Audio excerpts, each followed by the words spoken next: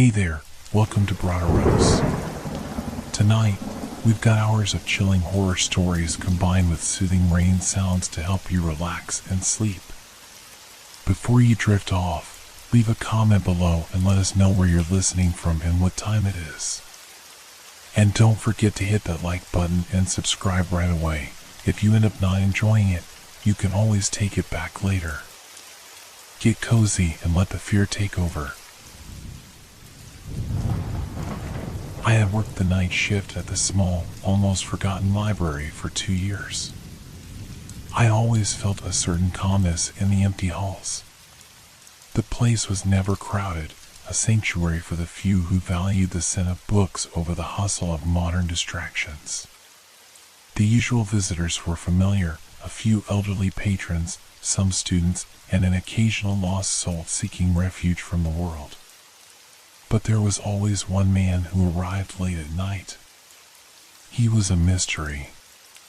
Every evening, just before closing, he appeared. I'd see him from the corner of my eye, always slipping through the door at the last possible moment. He never took a book, never spoke to anyone, and never acknowledged my presence. At first, I thought nothing of it. Maybe he was just someone who liked the quiet. But as time passed, I began to notice certain peculiarities. His steps were deliberate, almost too careful. He moved like he was trying to blend into the shadows, as if he didn't want to be seen, but also didn't want to leave. The soft rustling of paper as he shuffled around the library was the only sound I could hear from his corner, as if he were writing something. But I never saw him actually hold anything. Just the sound of movement. Every night. At first, it seemed harmless, but something about it started to bother me. The fact that he never left with a book was odd, the fact that he never looked at me was unsettling, and the quiet, almost inaudible scribbling kept gnawing at the edges of my mind. I couldn't shake the feeling that he was watching me. It was subtle, almost imperceptible, but every time I glanced in his direction, I felt his gaze. There was no malice in it, just a cold, calculating curiosity. It was like he was studying me. But why? One night, as the clock ticked toward the final hour, I finally decided to approach him. Maybe I'd ask if he needed anything or if he was lost. I had grown tired of the unease that simmered every time he came in. As I walked toward the back corner where he usually sat, something caught my eye. It was a small, leather-bound notebook, almost blending in with the shadows. It wasn't the first time I'd seen it, but this time, something felt different. It was open, lying on the table near where he'd been sitting. The pages were filled with writing, neat and methodical, though the ink looked fresh. Curious and hesitant, I reached out, my fingers trembling slightly. What was he writing? And why leave it behind? I opened the notebook, scanning the pages, and felt a cold shiver run down my spine. Each page was filled with details, names, descriptions, dates. It was an odd collection of seemingly random people, each with a brief note about them. As I read through the list, I noticed something strange. The last entry wasn't about a visitor at all. It was about me. My heart skipped a beat. How could he know these things? There were details about my daily routines, the times I took my breaks, even the exact words I'd said to a patron the day before. The notebook was like a window into my life, my every movement, my every word recorded without me knowing. I slammed the book shut, my breath catching in my throat. The library was still, too still.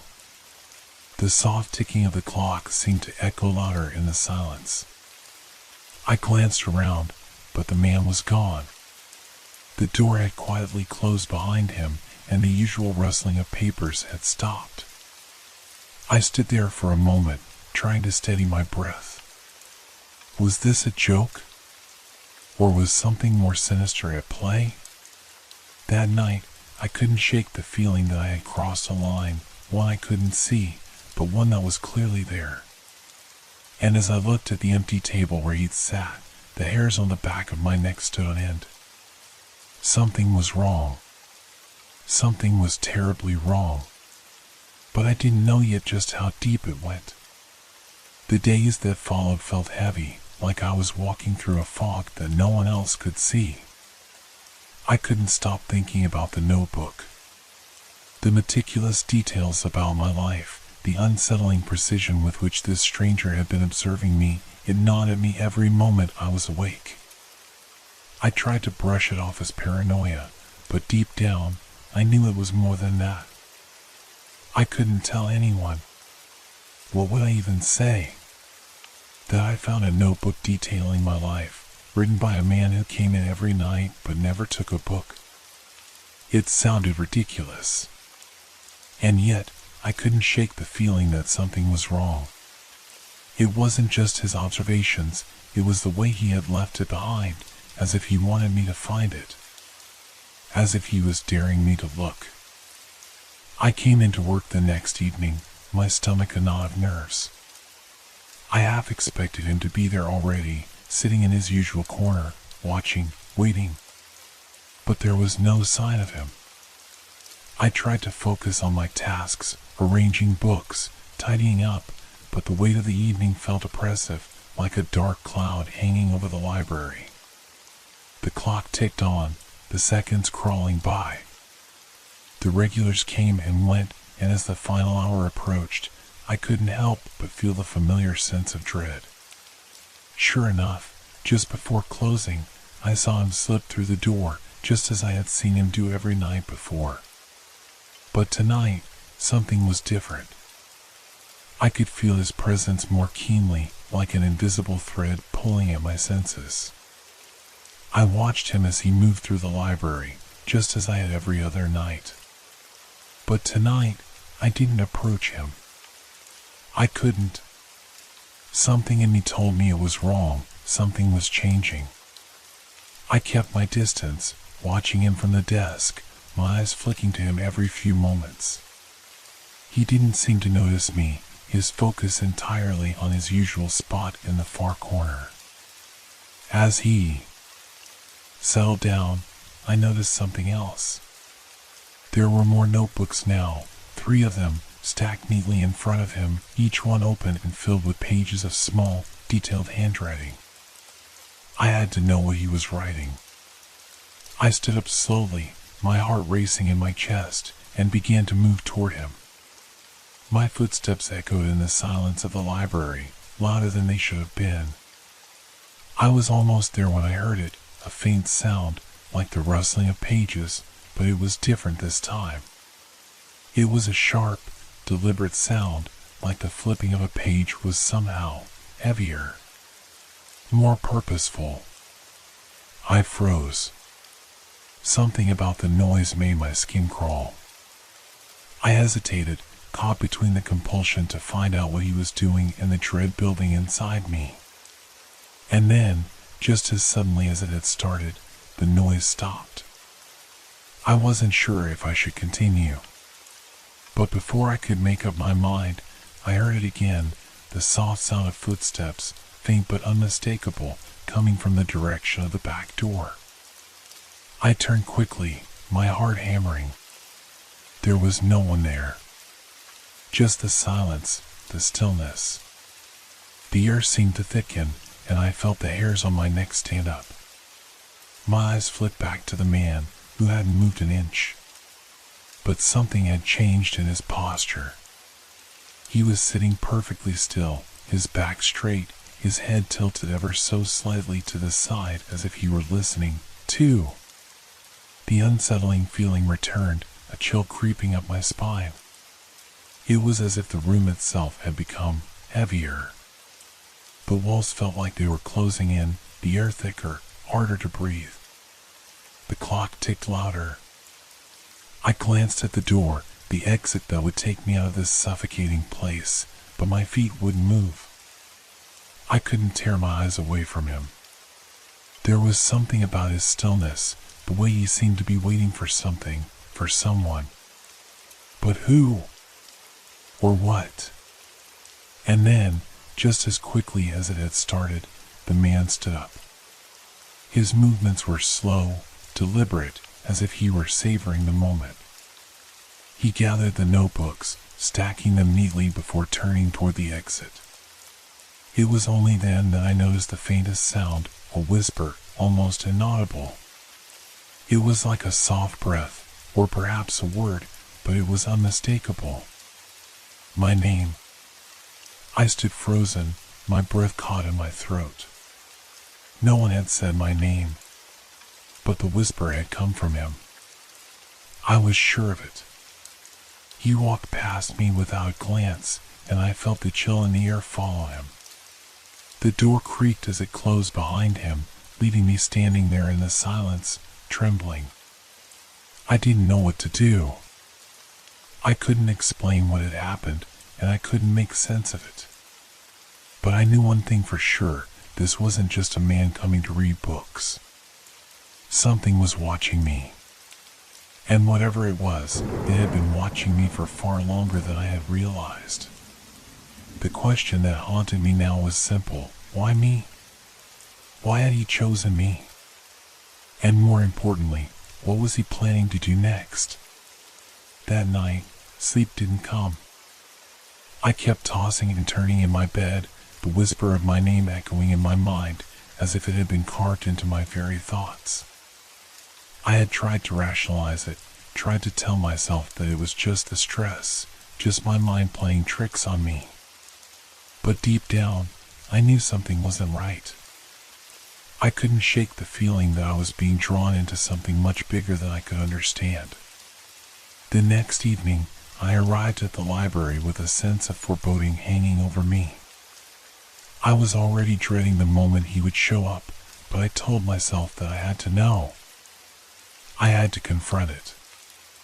I couldn't let him keep slipping in and out of my life, unnoticed, like some phantom who only existed in the shadows. I tried to keep myself busy, keeping my focus on the tasks at hand, but it was hard. Every little sound made my heart race, the soft shuffle of pages, the quiet rustle of paper, the distant creak of floorboards.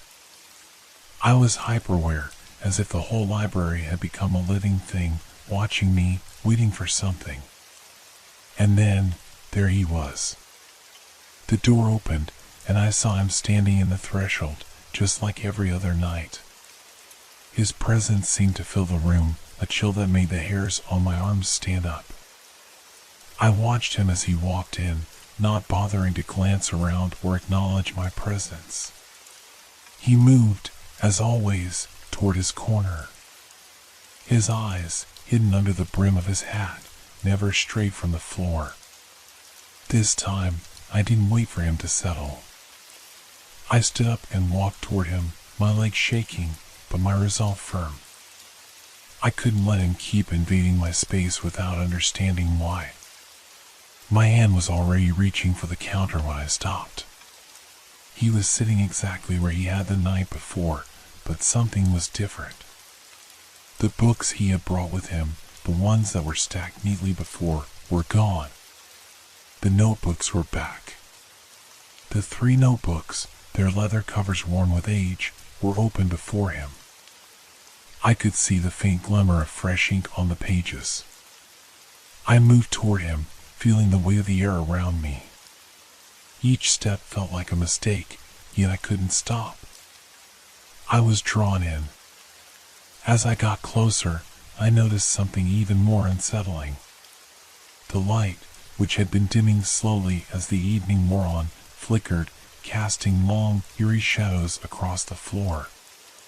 My breath caught in my throat as the shadows seemed to stretch toward the man. I stopped just a few feet from him. His back was still turned, but I could feel his awareness, as if he were waiting for me to speak. "Why do you do this?" I finally asked, my voice barely a whisper. The words felt foreign in my mouth, but they were the only ones that mattered. He didn't move, didn't acknowledge me. For a moment, I thought he hadn't heard. But then he did something I hadn't expected. He slowly turned his head toward me, his eyes dark and empty, like black holes in a pale face. I couldn't tell if he was smiling, but I felt the creeping sensation that he was. "You're asking the wrong question." His voice was low, almost a murmur, but it was enough to send a shiver down my spine. "What do you mean?" I stammered, my chest tightening. "The question isn't why I do this," he said, his gaze never leaving mine. "The question is, why haven't you noticed before?" His words hit me like a punch to the gut. A strange fog began to form in my mind, the realization creeping in slowly, but I didn't want to believe it. I didn't want to understand. His eyes flicked down to the notebooks on the table. I followed his gaze, but something inside me told me I shouldn't look. I fought it, but I couldn't resist. I glanced at the pages, and my stomach twisted. It wasn't just my name anymore. There were details about my life, things I had never told anyone. My childhood home, the places I used to visit with my mother, the places I was most afraid to go. Everything was there, written with cold, detached precision. And then, something else. It was a list of names I didn't recognize at first. But they were followed by notes, descriptions, like the ones before. As I skimmed the entries, a chill ran down my spine. These weren't just random people. These were visitors to the library. Each one listed by date, by time. Their names, their habits, their routines. I felt my breath catch in my throat. My eyes flicked back to the man, but he wasn't looking at me now. His gaze was fixed on the notebooks, a faint, knowing smile curling at the corners of his lips. "These are all the people I've watched," he said, his voice growing softer, almost like a lullaby. "All the stories I've been collecting. All the ones who walk through these doors, believing they are safe. Believing they are invisible." I took a step back, my heart racing, but I couldn't tear myself away. "What do you want?" I whispered. His smile widened, and I felt my breath freeze. "I want you to see," he said softly. "I want you to understand. The ones who come here, the ones who think they're alone, they're never alone. I'm always here. Watching." The words felt like a weight on my chest. My head spun, and I stumbled backward. I turned, my body moving on its own, toward the door. The air felt colder, heavier, as if the library itself had turned against me. I slammed the door behind me, breathing heavily, my mind racing. I had to leave. I had to get out of there. But I knew, deep down, that there was no escape. Because I had seen him. And now, I was part of his collection. The night I fled the library felt like an eternity. My hands were shaking as I gripped the steering wheel, my mind racing, trying to make sense of everything that had happened. I wanted to forget, wanted to tell myself it was just a nightmare, a trick of the mind. But deep down, I knew it was far worse than that. Something had changed within me. Something had been awakened. The whisper of my name, the coldness in his eyes, the notebooks filled with intimate details of my life, they were still with me, haunting every corner of my thoughts. I tried to rationalize it. I tried to tell myself that I was overreacting.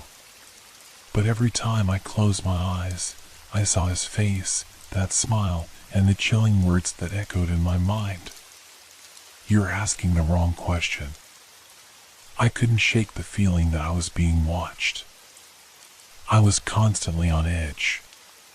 The smallest sound sent me into a panic. The rustling of a paper, the creaking of a floorboard, everything felt like a threat, like the walls were closing in around me. It wasn't just the library anymore. It was everywhere. Days passed, and I didn't go back to the library. I couldn't. But I found myself returning to the notebooks, the ones I had taken from the library that night. I knew it was dangerous. I knew it would only drag me deeper into the nightmare, but I couldn't help it. Something inside me was drawn to them. I sat on my couch late one night, the soft glow of a desk lamp illuminating the pages in front of me. The ink was fresh, the words meticulously written in neat, precise lines. But the more I read, the more I realized it wasn't just my life he had written about. It was the lives of everyone who had ever come into the library. Every visitor, every patron, every fleeting moment they had spent there. There were pages and pages of them. And they weren't just notes. They were detailed observations, things I could never have known about these people. The way they moved, the way they breathed, their habits, their fears. It was as if he knew them better than they knew themselves. As I turned the pages, my stomach twisted. I could feel it, his presence, like a shadow behind me, lurking in the darkness. I couldn't escape it. And then I found it. A page, near the end of the book. My name was written there, followed by the same chilling details, where I lived, where I worked, what time I usually went to bed. But then there was something else, something new. A date. A time. My breath caught in my throat. The date was tonight. The time was in 2 hours. The realization hit me like a cold wave. He was coming. He had been watching me, gathering information, waiting for the right moment. And now, he was going to come for me. I slammed the book shut, my heart pounding in my chest. I could feel the walls closing in around me, the air growing thick and suffocating. I had to leave. I had to get out of here. But as I stood up, I froze. From the corner of the room, there was a sound. A soft, almost imperceptible shuffle of footsteps. The same sound I had heard in the library. The same sound I had heard the night before, just before he had disappeared. I turned slowly, my heart racing, my breath coming in short gasps. There, standing in the doorway of my living room, was the man. His eyes were dark, empty, like two black holes that seemed to suck in all the light around him. He was silent, still, but his presence was overwhelming. The air around him was thick, charged with an unsettling energy. I wanted to scream, to run, but I couldn't. My legs wouldn't move. It was as if I were rooted to the spot, trapped in place by an invisible force. He took a slow step forward, and with it, the temperature in the room seemed to drop. I could see my breath coming out in small, cold puffs. The shadows around him deepened, stretching toward me like fingers reaching for my soul. "You shouldn't have looked," he said, his voice low and calm, but there was a venomous edge to it. "You had to know. Now you'll see." I couldn't speak. I couldn't do anything but stare as he walked toward me, his footsteps eerily silent. Every part of me screamed to run, to escape, but the words wouldn't leave my mouth. The terror gripped me, freezing me in place. He stopped just a few feet from me, his dark eyes never leaving mine. For a moment, I thought I might die there, in that suffocating silence, but then he spoke again, his voice like a soft whisper in the dark. "You are mine now," he said. "You belong to the collection. All the others do, too. They all belong to me." The words sank into my chest like lead, weighing me down, suffocating me. And then, just as quickly as he had come, he turned and walked away. His presence seemed to evaporate into the air, leaving only the cold, empty silence behind. I stood there for what felt like an eternity, unable to move, unable to think. My mind was a blur of fear and confusion. I had survived. For now. But the damage was done. I knew now, with terrifying clarity, that I would never escape him. I had been marked. The library, the man, the notebooks, they weren't just part of some twisted obsession. They were a part of something far darker, far more dangerous. And I was trapped in it, forever. I had become the last visitor. It's been days since that night. I don't know how long it's been, honestly. Time seems to slip through my fingers, like sand in a storm. The world outside feels so distant, like it belongs to someone else. I haven't left my apartment. I can't. I tried to call the police, but the phone calls never went through. When I looked out the window, there was nothing. No one. It's like the world is holding its breath, waiting for something I can't understand. I haven't opened the notebooks again, but I can feel them in the other room, sitting on the table, waiting for me to look at them, to fall into that abyss again. Every creak of the floor, every shift of air, makes me feel like someone is standing just behind me, watching, listening. I know I can't ignore it anymore. I need answers. It's been a week now, and I've decided to go back. I don't know why. Maybe it's the fear of what happens if I don't, or maybe I'm just tired of feeling this suffocating dread. Either way, I need to confront this. I have to. The library is different in the daylight.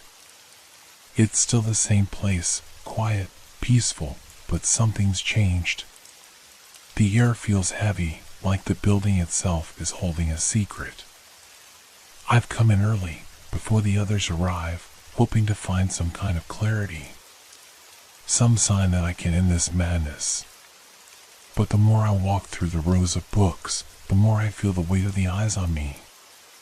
The man isn't here, but I know he's close. I can feel him. I walk to the back, the farthest corner of the library, where he always sat. The space feels colder, darker, even though the sun is still high outside. The shelves seem taller, looming over me, the shadows stretching unnaturally. I reach the table where he always placed his notebooks, and my breath catches in my throat. They're there. 3 of them, stacked neatly, just like before. My hands shake as I reach for the top one. It feels impossibly heavy, like the weight of the world is pressing down on it. The cover is worn, the leather fraying at the edges. I open it.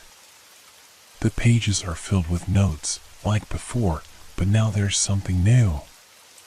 The ink is darker, the words more urgent, more frantic. As I read, my heart begins to race. He's writing about me. About what's happening now. How I've been marked, how I've been trapped in this never-ending cycle. He talks about the collection, about the visitors. But there's something else, something worse. He writes about what comes next. The last entry in the notebook is dated for today. The words are barely legible, scrawled in a hurried, almost manic hand. It's time. She's here. She sees. The cycle is complete.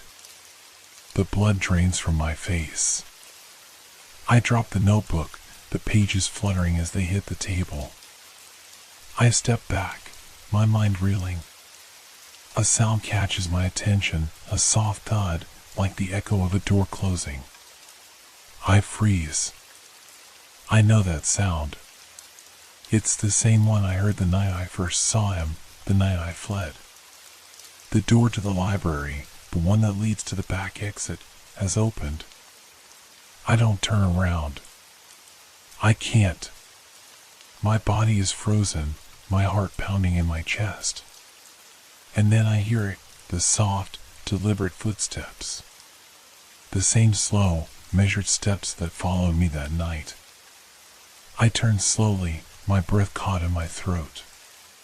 There he is, standing in the doorway, his dark eyes locked on mine.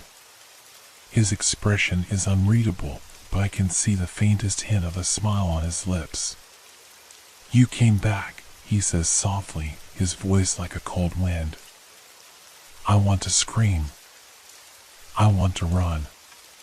But I can't. It's like I'm stuck, like my feet are glued to the floor. "You were always meant to," he continues, stepping closer. "The last visitor. The one who sees it all." I back away, but there's nowhere to go. The library feels smaller now, the walls pressing in, the shadows creeping closer. His smile widens, and I can see the darkness behind it. The darkness that has been waiting for me all along.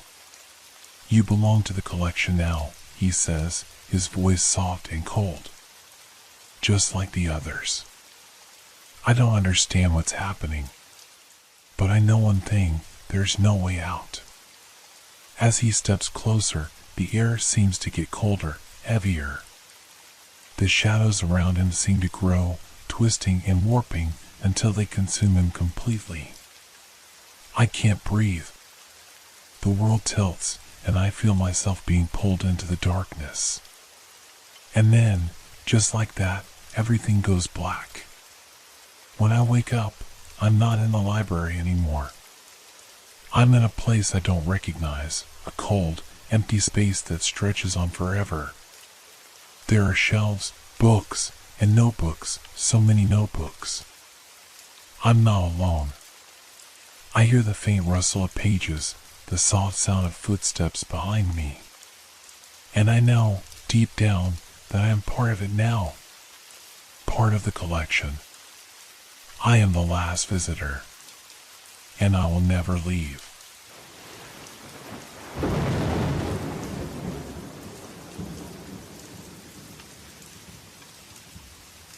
Every morning, without fail, I would see him sitting on the same bench outside.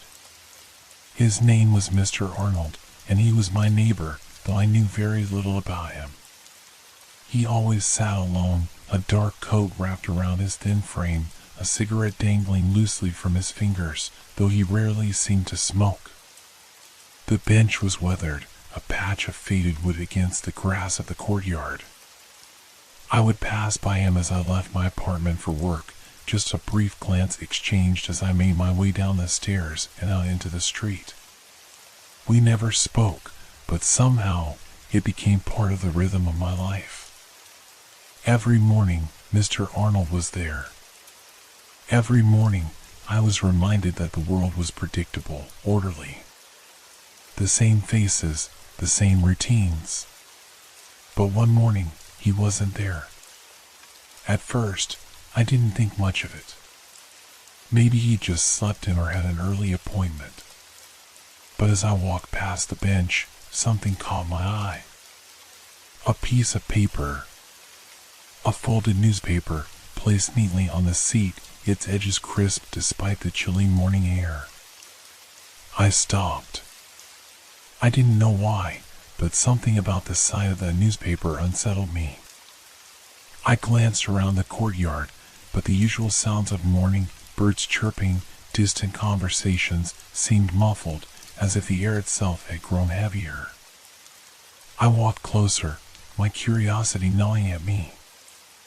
I reached for the newspaper, hesitant at first, but then, with a quick motion, I unfolded it. The date on the front page was strange, out of place. It was 5 years old.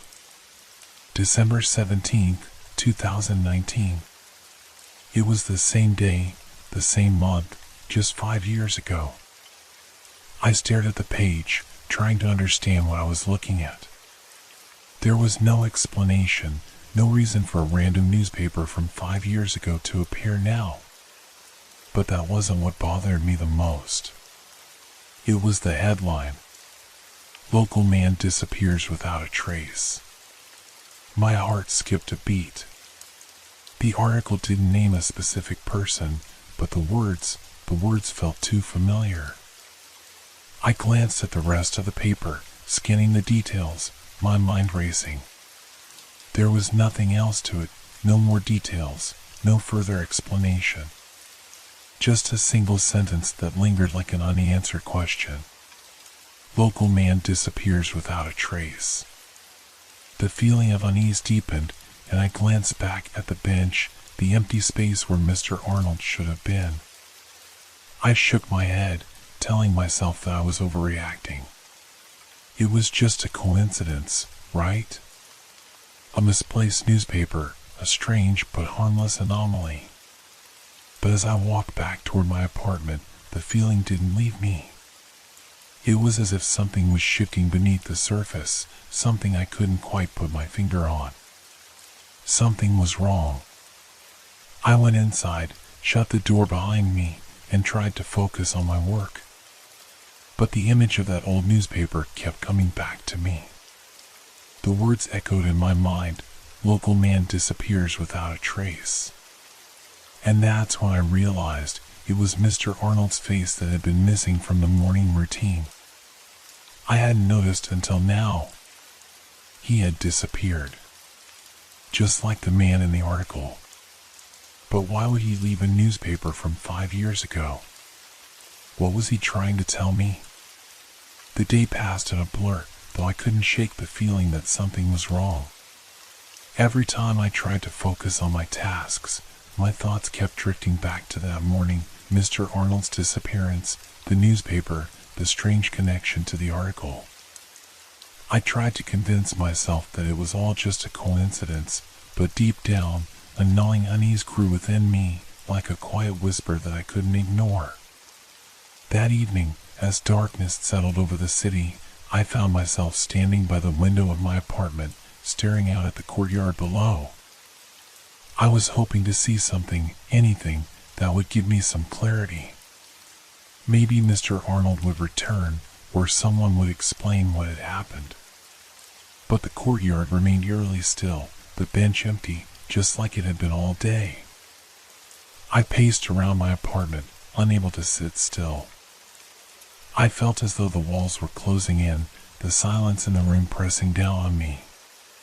The apartment, once a place of comfort, now felt suffocating. I couldn't stop thinking about the newspaper, about the date, about the man who had disappeared. Was it possible? Could Mr. Arnold have been the man from the article? Could he have disappeared all those years ago, only to return here, only to vanish again? I didn't want to believe it, but the more I thought about it, the more I realized how little I actually knew about him. How little I had ever asked. I had seen him every day, and yet I knew nothing about his past. Who was he really? Why had he been sitting on that bench every morning? Was he waiting for something? Or someone? I couldn't keep it to myself anymore. I needed to know more. The next morning, I woke up with a new sense of determination. I would get answers. I would find out what had happened to Mr. Arnold. I grabbed my coat, determined to confront whatever mystery lay behind his sudden disappearance.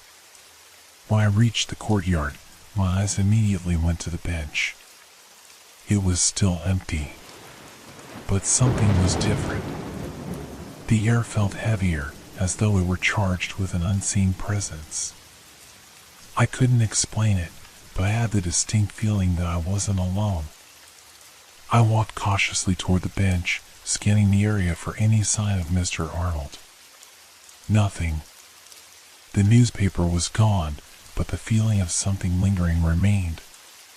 That's when I saw it, beneath the bench, a small object partially hidden by the grass. A folded piece of paper. My heart skipped a beat. I knelt down to pick it up, my hands trembling as I unfolded it. It was another newspaper. The same one from yesterday, the same date, 5 years ago. But this time, something was different. The headline had changed. Missing man found alive, but not the same. I felt a chill run down my spine as I read the article. It was about a man who had disappeared years ago and was found alive in a remote area, disoriented and unable to explain where he had been. But what struck me was the last line of the article. The man's family claims he returned with no memory of the past 5 years. He insists that time has not passed for him, that he has been gone only a day. I stared at the words, my mind reeling. It was impossible, wasn't it?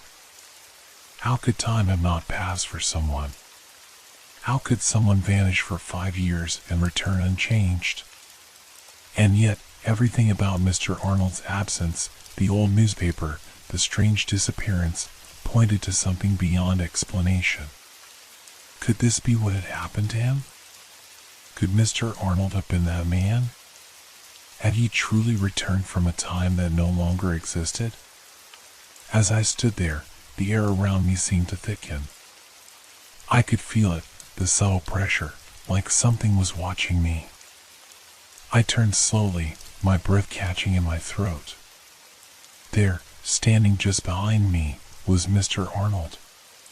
He was standing at the far end of the courtyard, his coat still draped over his shoulders, his cigarette now burning in the dim light. He was looking at me, but his expression was unreadable. There was no warmth, no recognition. Only the same quiet gaze he had always given me. Mr. Arnold? I called out, my voice shaky. Where have you been? What's going on? He didn't respond. He just stood there, his gaze unwavering. I took a step forward, then stopped. Something about the way he stood, the way he was so still, it felt wrong. It didn't feel like the Mr. Arnold I had seen every morning. This man was different. And then, before my eyes, he turned and walked away, slowly, deliberately, like he knew I would follow. I froze for a moment, uncertain of what to do. But then I couldn't help it. I started to walk after him, my heart pounding in my chest. Mr. Arnold. I called again, my voice desperate now. Please, just tell me what's happening. But he didn't answer. He just kept walking, his figure slowly fading into the shadows of the courtyard, as though he were dissolving into the darkness itself. And then, as quickly as he had appeared, he was gone. The courtyard was empty once more. But this time, I knew something was different. Something had changed. And I couldn't shake the feeling that I had just witnessed something that was never meant to be explained. The hours that followed were a blur. My mind raced, unable to make sense of what I had just witnessed. Mr. Arnold, that Mr. Arnold, had vanished again, but something about the encounter felt final. The way of his silence, the way he had turned and walked away, without a word, without even acknowledging my presence, sent a shiver down my spine. I returned to my apartment, but I couldn't settle. I tried to eat, tried to distract myself, but my thoughts were consumed by the encounter. The courtyard, the newspaper, Mr. Arnold's return. Was it possible? Had he really been gone for 5 years? Had I somehow entered a loop, a space where time didn't flow as it should? I walked to my window again, hoping to catch a glimpse of something, anything, that would make sense of the events. But the courtyard remained as it always had, still and empty, the bench untouched. The breeze stirred the leaves, but otherwise, there was nothing. Just the quiet. I couldn't stay here any longer. I needed answers. And the only way I was going to get them was to investigate further. I went to the local library. The silence there was almost comforting, and the smell of old books and dust helped me focus. I began by searching the archives for any mention of Mr. Arnold, the newspaper, or any unusual events from 5 years ago. I spent hours combing through old issues, but there was nothing. No mention of a man who had disappeared and reappeared, no trace of the strange article that seemed to follow me. Frustrated, I was about to leave when something caught my eye, an old, tattered notebook sitting on a shelf, its pages yellowed with age. I didn't know why, but I reached for it. The cover was blank, no title, just a worn leather binding. I opened it. The first page was filled with scribbled notes, some in pencil, some in ink. The handwriting was erratic, like someone had written in haste, unable to steady their thoughts. The more I read, the more I realized that it wasn't just a random journal. It was someone's record, someone who had been observing something, perhaps even documenting it, for years. The last entry caught my attention. He's back. The man I saw in the courtyard 5 years ago, he's here again, and I don't know how. Time hasn't passed for him, but it has for me. The world has changed, and I'm stuck in the same place. I see him every day, and I don't know if it's real anymore. He's waiting for something. The words shook me. The description mirrored my own experience. The same man. The same courtyard. But there was no explanation. Nothing that could explain how Mr. Arnold had returned. Or why. I felt my breath catch in my throat as a realization hit me. The writer of this journal had to have been the person who lived in the apartment next to mine 5 years ago, the same apartment where I had lived for the past 3 years. Was this person somehow connected to Mr. Arnold? Had they documented his disappearance and return as if it were some kind of haunting pattern? I closed the notebook, my heart racing. The strange feeling that had been haunting me for days was now overwhelming. Time was broken. I had somehow become part of something I didn't understand. But I wasn't the only one. Someone had been here before me. Someone had tried to understand this strange, unexplainable phenomenon. And they had failed. I returned to the courtyard. I had to know. I had to see Mr. Arnold again, confront him, ask him the questions that had been eating at me. The sun was setting when I arrived, casting long shadows over the ground. The bench was still empty, just like before, but I could feel it, something was different. The air was still, almost too still. And then, I saw him. Mr. Arnold was standing across the courtyard, his back turned to me, as if he had been waiting. The same coat, the same cigarette dangling from his lips, just as I had always seen him. Mr. Arnold. I called, my voice trembling with both fear and anticipation. Please, tell me what's going on. What happened to you? Why did you disappear? He didn't move. Didn't respond. I walked closer, my footsteps slow, deliberate, as if approaching something that might disappear at any moment. I stopped just a few feet away from him, but still, he didn't turn around. Please, I said again, almost whispering. Tell me what's happening. Finally, he spoke.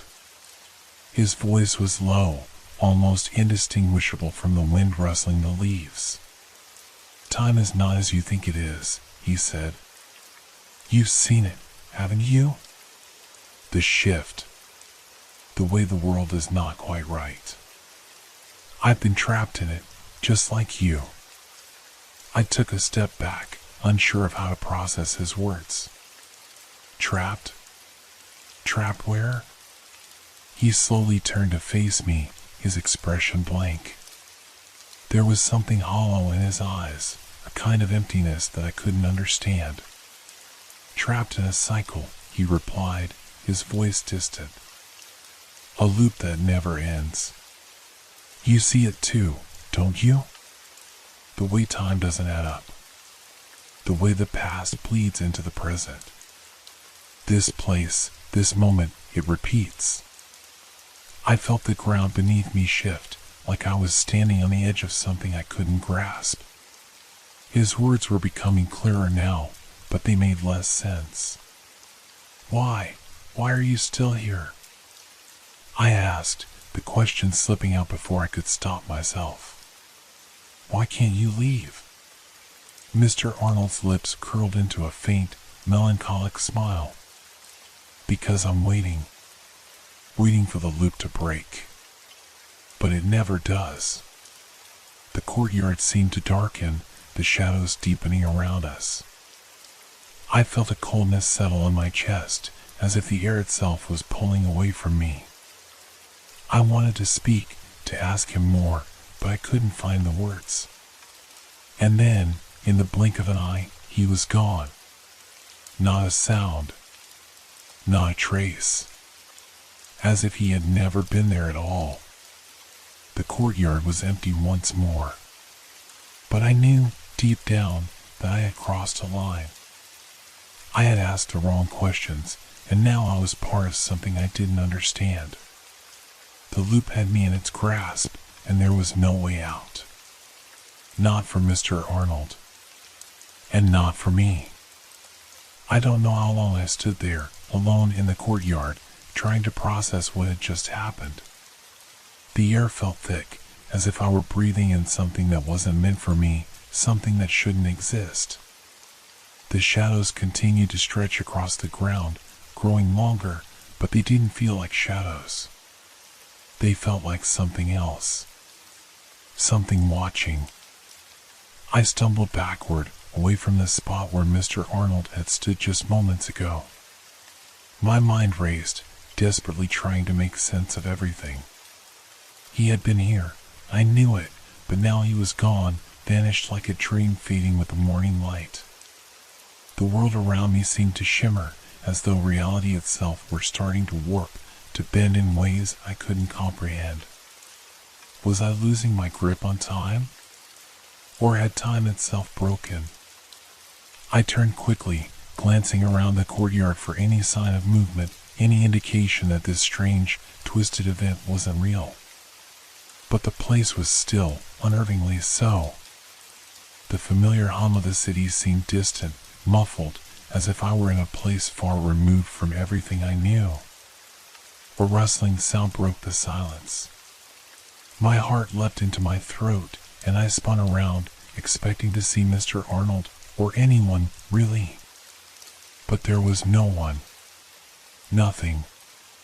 Just the usual rustling of leaves, the soft sound of the wind.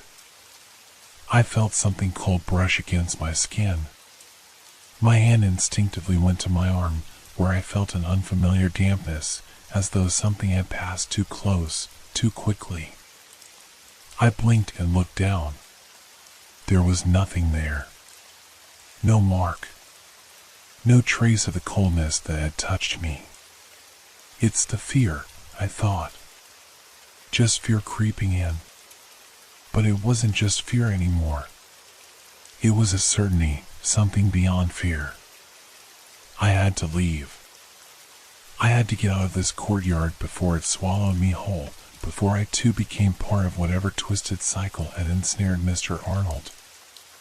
I rushed back to my apartment, slamming the door behind me, locking it with a finality that felt like it could keep the world outside. But even then, I knew it wasn't enough. I knew there was no escaping this. Not anymore. Hours passed, though I couldn't tell if it was days or just minutes. I couldn't sleep, couldn't focus on anything except the thought of the loop, the broken time, and the chilling realization that I was trapped. What if it was already too late? What if I had already crossed the point of no return? Then, just as I was starting to lose myself in that dark spiral of thoughts, a knock echoed through the apartment. I froze. My heart stopped. No one knocked at my door. Not this late. My breath quickened, the chill creeping back into my bones. I stood motionless, listening to the sound of the knock, again and again, persistent, steady, like the ticking of a clock. I approached the door slowly, my mind screaming at me to open it, to face whatever waited on the other side. But at the same time, a part of me was paralyzed with terror, unwilling to take that next step. The knock came again, louder this time, more urgent. I grabbed the doorknob, my hand shaking, and then I opened the door.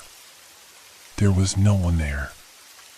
Nothing but the hallway stretching out before me, empty and silent. But there, on the ground, was something. A small object. I bent down and picked it up. It was a folded piece of paper, the same size as the one I had found in the courtyard earlier. My stomach twisted as I unfolded it, and I could feel the weight of the words on the page before I even saw them. It was the same newspaper, the one from 5 years ago. But this time, the article had changed. Time is an illusion. The loop will break when it's ready. You cannot escape it. The words were written in the same hurried, frantic handwriting that had filled the journal I found at the library. The same handwriting, the same warnings. My blood ran cold. The implications of the message were clear. The loop wasn't just something Mr. Arnold was stuck in, it was something that was pulling me in as well. Something that had already claimed my existence. I slammed the door shut again, heart hammering in my chest. My hands were shaking uncontrollably. The room seemed to close in on me, the walls pressing down, the air heavy with a presence I couldn't escape. I had to leave. I had to get out. But I knew it was pointless. There was no place to run, no way to escape what had already happened. I was trapped in a world where time didn't exist the way it should. A place where everything was repeating, everything was looping, and I was nothing more than a cog in the machine. And then, as I stood there, frozen in fear, the air shifted again. I felt the temperature drop, the very space around me feeling thinner, like I was slipping into another reality. I turned toward the window, my eyes wide. And there, standing in the courtyard once again, was Mr. Arnold. But this time, he wasn't alone.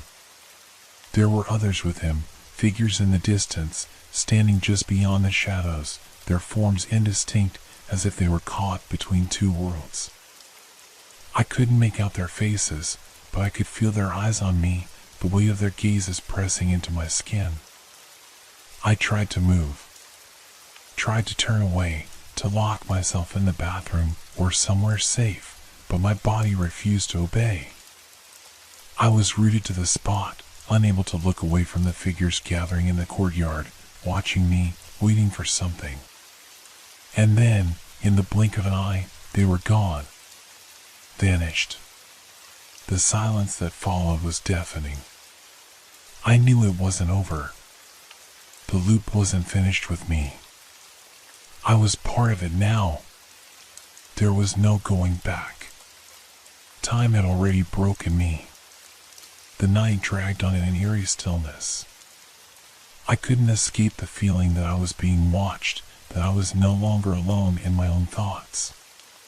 The silence in my apartment was suffocating, as if the walls themselves were closing in around me, and yet the outside world felt miles away, like it no longer existed. I sat by the window, staring out at the courtyard. It was as if I were waiting for something, waiting for the inevitable, something that I knew was coming but couldn't quite understand. The same coldness that had gripped me earlier had returned, creeping along my spine, making my skin crawl. The figures from before, the ones standing in the courtyard, were still with me, lingering at the edges of my mind. They had been watching me, waiting for something. But what? Was I part of a grand design? Was this a test, a punishment, or something worse? I closed my eyes, trying to clear my thoughts. I had to focus, had to break free from this feeling of being trapped. I tried to convince myself that it was all in my head, that none of this was real, that if I ignored it long enough, the cycle would stop. But deep down, I knew the truth. There was no escaping it. The knock came again. This time, I didn't hesitate. I knew what it meant. I knew that the cycle was starting again, that the loop was closing in around me. I opened the door, but this time, there was no newspaper. There was no paper waiting for me on the floor. There was only Mr. Arnold. He was standing there, exactly as he had been every time before. His coat, his cigarette, the same blank expression on his face. But there was something different this time, something more unsettling. "You've seen it now," he said, his voice low and resigned. "You understand, don't you? There is no escaping it. Time will keep repeating itself over and over. The loop will always return, and we will always be here." I felt my breath catch in my throat. It wasn't just Mr. Arnold this time. It was me too. He had said we as if we were both part of the same fate, caught in the same cycle. "How?" I asked, the words slipping out before I could stop myself. "How do you know this? How do you know what's happening?" Mr. Arnold's eyes met mine. There was something haunting in them, as though he had lived through this countless times, and each time had chipped away at his very soul. "I've been here before," he replied. "Just like you. But it doesn't matter. We are all just echoes. We relive the same moments, the same mistakes. It's a prison without bars. A place where time loops and there's no end." I tried to move, to step back, but my legs felt like they were cemented to the ground. I couldn't move away. I couldn't escape. "What happens now?" I asked, my voice trembling. "What do we do? How do we stop it?" Mr. Arnold took a long drag from his cigarette and exhaled slowly, watching the smoke curl into the air. "There's nothing you can do. You can try to run, but you'll just end up back here. You'll keep seeing the same things. The same people. The same events. And no matter how many times you try to change it, the loop will remain." I wanted to scream, to shout, to fight against this invisible force that was tightening its grip on me, but the words wouldn't come.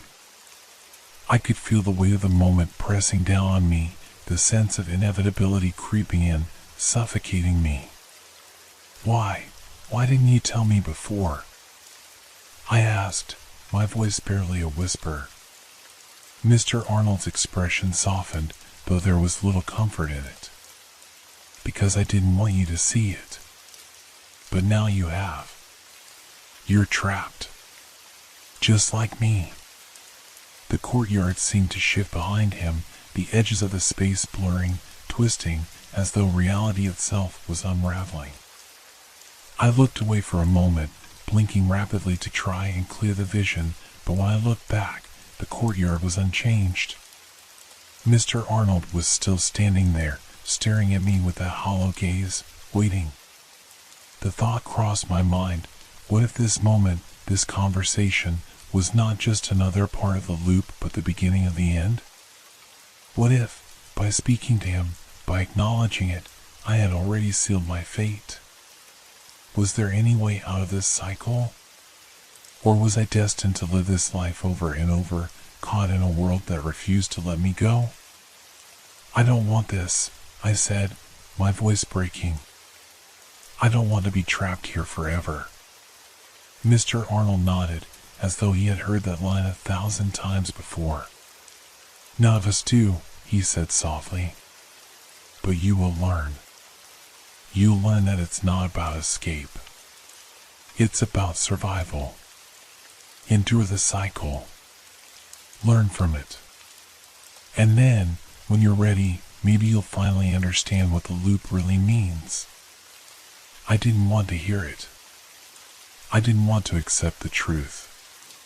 But deep down, I knew it was unavoidable.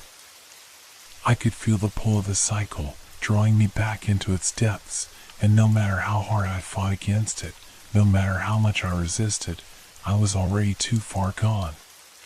The world around me seemed to bend like a distorted reflection in water, and the last thing I saw before everything went black was Mr. Arnold's face, his eyes, endlessly watching, always waiting. When I opened my eyes again, I was standing in the same courtyard. The same bench, the same shadows stretching across the ground. The same eerie stillness hanging in the air. And I knew, without a doubt, that it had begun again. Time had returned. And I was trapped.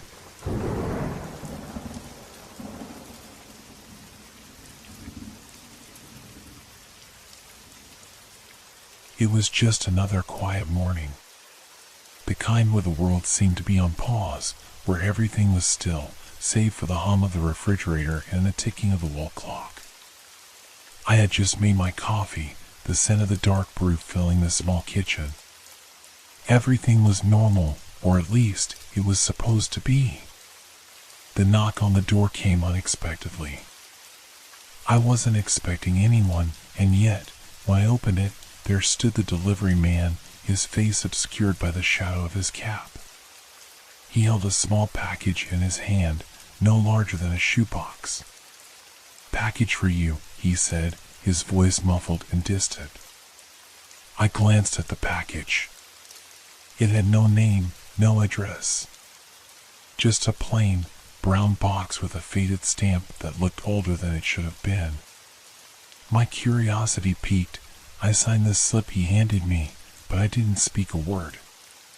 The courier turned and left as quickly as he'd appeared, without another glance back. I closed the door behind me, still feeling the unsettling quiet that had settled in my chest. I placed the box on the kitchen table. It was light, almost weightless. There were no markings on it, nothing that could explain what it was or who had sent it. Just this one small, peculiar object that had arrived unannounced. For a moment, I hesitated. It didn't feel right. Who would send me something without a return address? Without any indication of what it was or why?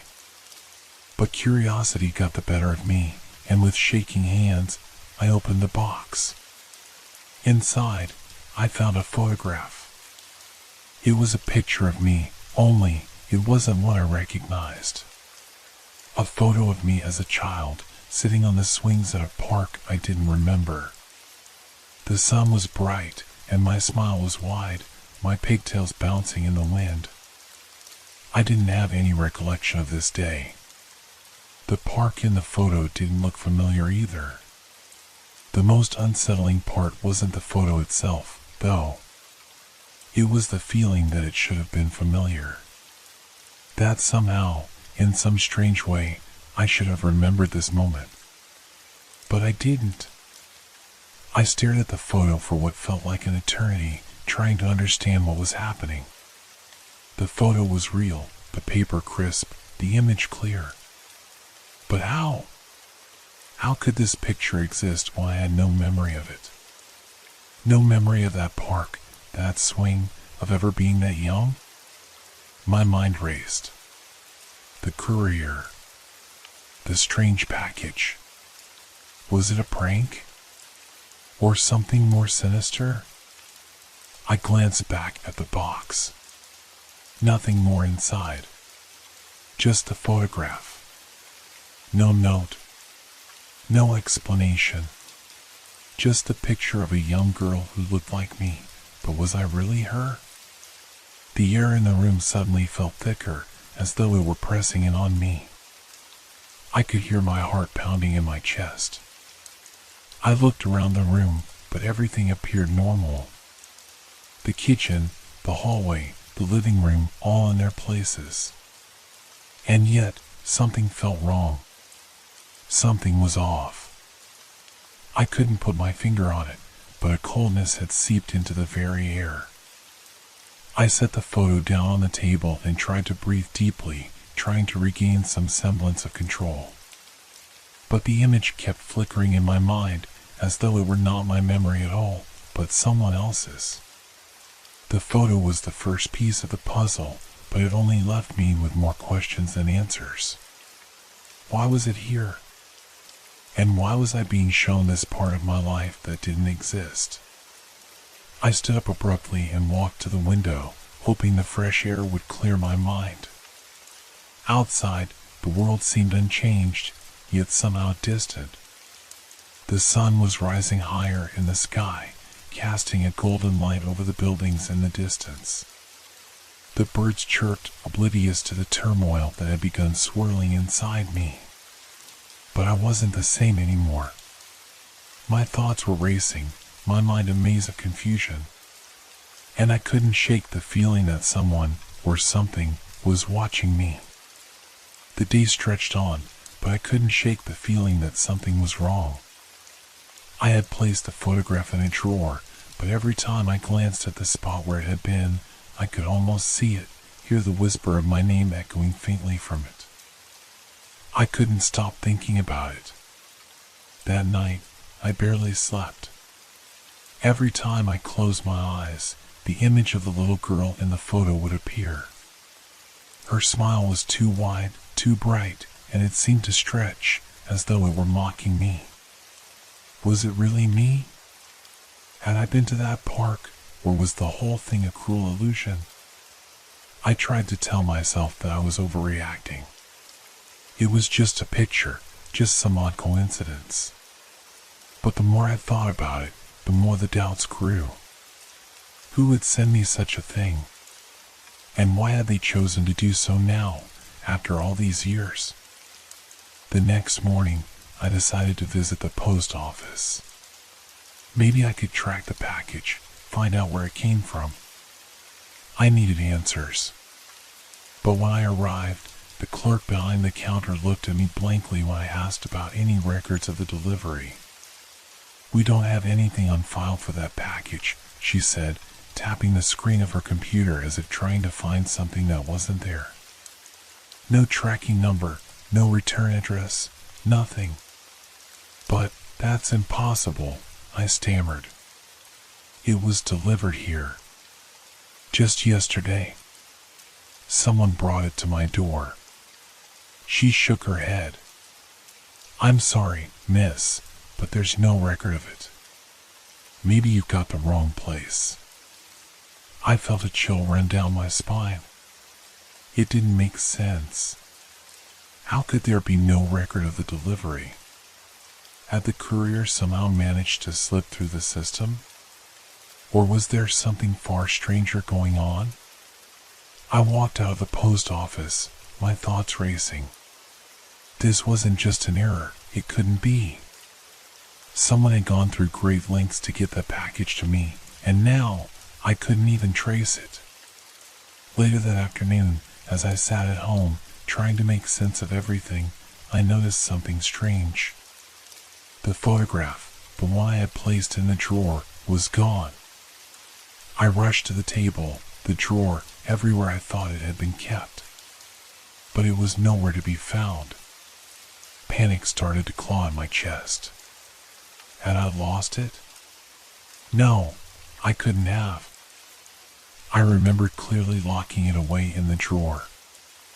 I sat at the table, my mind racing again. The doorbell rang. I froze. My heart hammered in my chest as I slowly stood up and walked toward the door. Could it be the courier again? But I had already spoken to him, and he had left without saying another word. I opened the door carefully, and there stood no one. But there, on the doorstep, was the package. The exact same one. No markings. No return address. No explanation. I looked around frantically, but there was no sign of anyone. The street was as empty as it had been the day before. No one in sight. Not a single sound but the soft rustling of leaves in the wind. I bent down, heart pounding, and grabbed the package, feeling the familiar light weight in my hands. My fingers trembled as I lifted it up to my face. The seal was intact. I stared at it for a long time, then, with shaking hands, I opened it. Inside was not just a photograph, but another one. A different photo this time, showing me standing in front of a building I didn't recognize. The building looked old, almost abandoned, with broken windows and cracked walls. And there, in the distance, just barely visible at the edge of the frame, was a figure. Someone standing there, but too far for me to make out their features. I swallowed hard, my throat tight. There was something so unsettling about the photo. The building, why did it feel so familiar, even though I had never seen it before? And the figure, who was that? The doorbell rang again. I spun around in shock. I hadn't heard anyone approach. There was no one visible from the window, but the bell had clearly just been pressed. I could feel my pulse in my ears. This was no longer a coincidence. Someone, or something, was trying to tell me something. Something I wasn't ready to hear. But what? I hesitated, my hand frozen above the door handle. Then, without thinking, I opened the door. But there was no one there. Just the same empty street. The wind had died down, and for a moment, all was eerily still. Yet, somehow, I felt a presence. As though someone, or something, was just out of sight, watching me. My mind raced again. What was happening? What was I being dragged into? And more importantly, who was trying to manipulate my memories? I slammed the door shut behind me, my heart racing. The silence in the room was deafening. The photograph, the strange delivery, the unexplainable feeling that something or someone was watching me, everything felt like pieces of a puzzle I wasn't sure I wanted to complete. I paced the room, trying to make sense of it all. What was happening to me? Was I losing my mind, or was there something far more sinister at play? The photograph I had just opened, the one with the strange building, kept flickering in my mind. I couldn't escape the thought that it held some kind of significance, but I couldn't place why. I stared at the picture again, hoping to catch some clue I had missed, but the image only left me with more questions. The building, old and crumbling, felt hauntingly familiar, like a place I had been, or perhaps had seen in a dream. But no, I had never been there. Or had I? My thoughts swirled, tangled in a mess of confusion. How could I know for sure? Maybe the building was just another random detail, a coincidence. Or maybe, just maybe, it was something more. Something that had been planted in my mind. I needed answers. But where could I turn? The post office had no answers.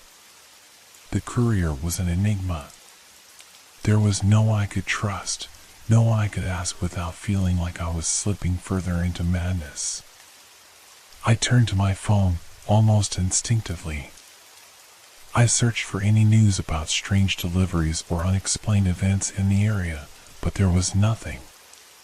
Just the usual news, nothing about missing persons, strange packages, or unexplained occurrences. It was as though the world around me was unaffected. Nothing was wrong.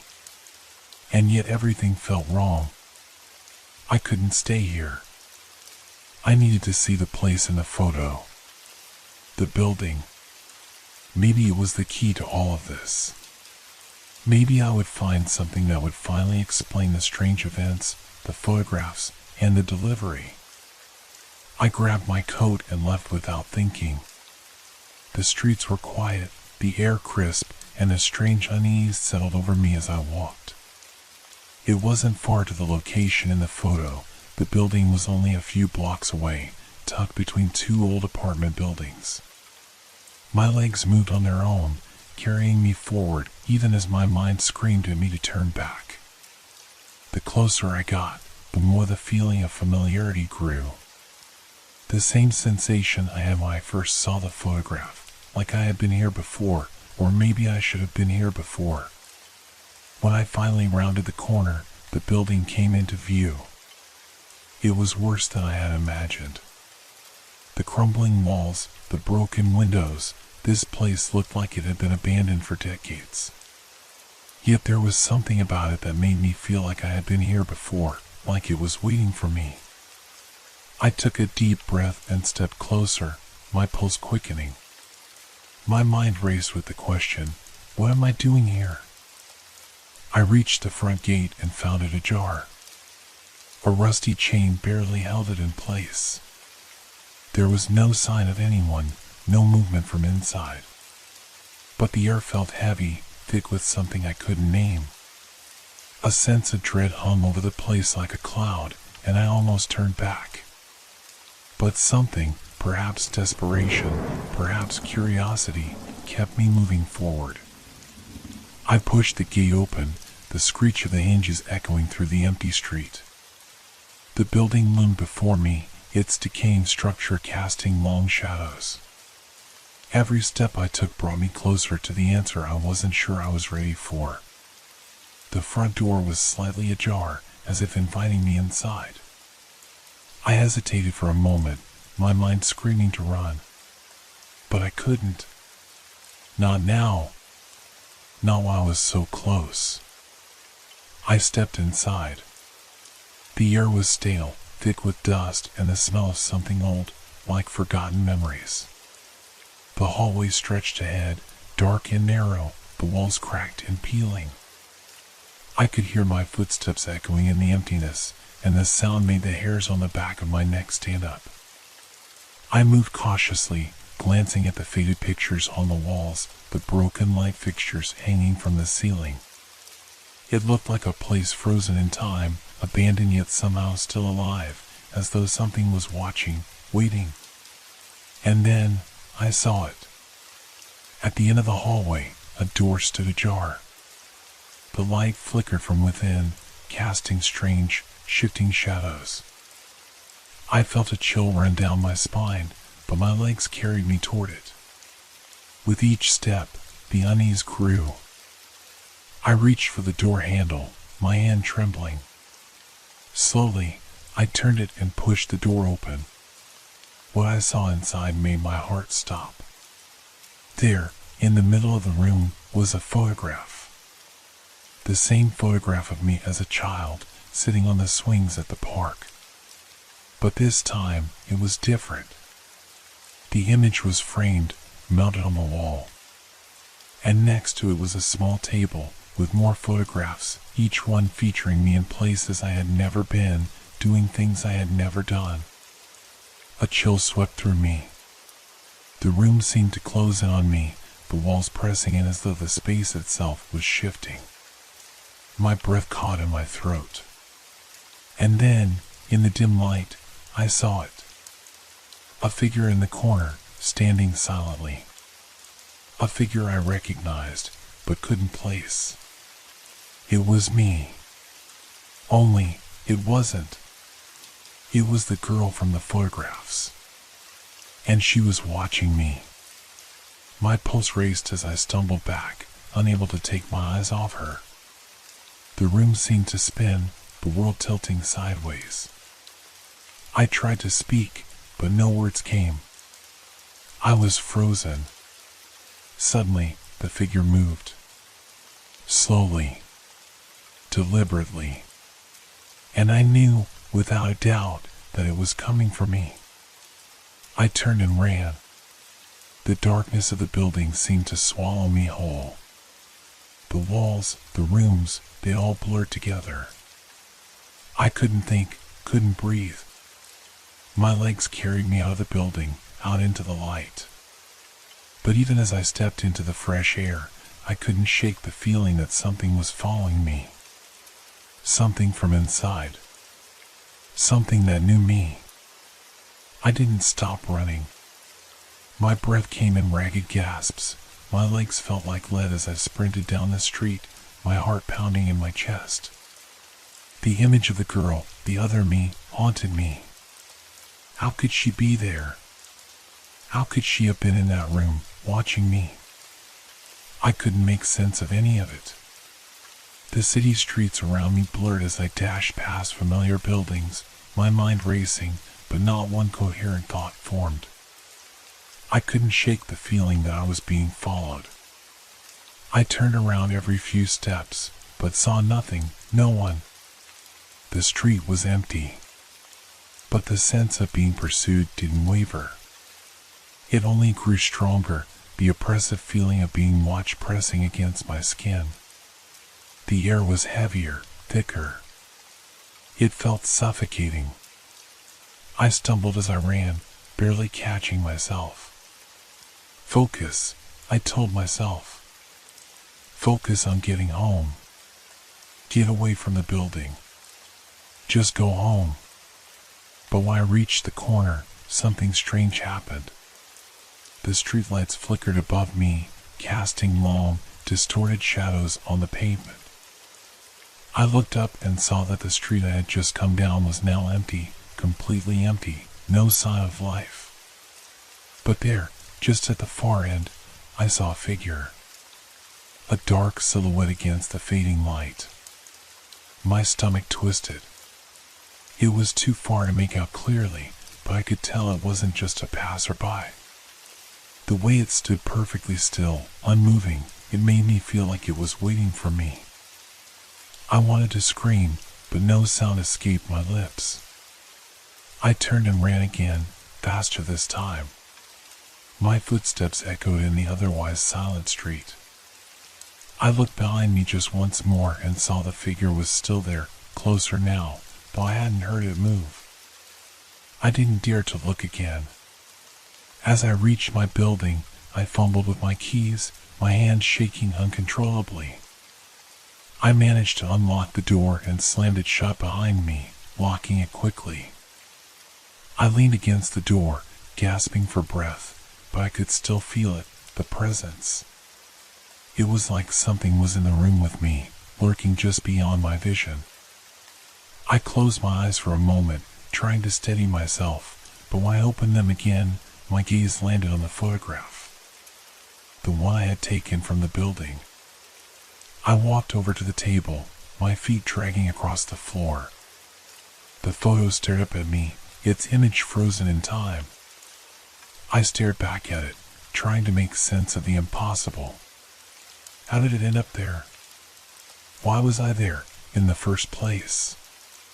The child in the picture was me, but not the me I knew.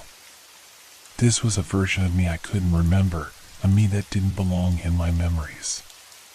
Suddenly, I was struck by a horrible realization. There had been more pictures in that room. More photos that had not been in my childhood albums. More photos of places and moments I could not recall. Was I forgetting things? Was my memory being altered? I felt dizzy. My vision blurred, and I staggered back, clutching my head as if trying to hold on to something, anything, before it all slipped away.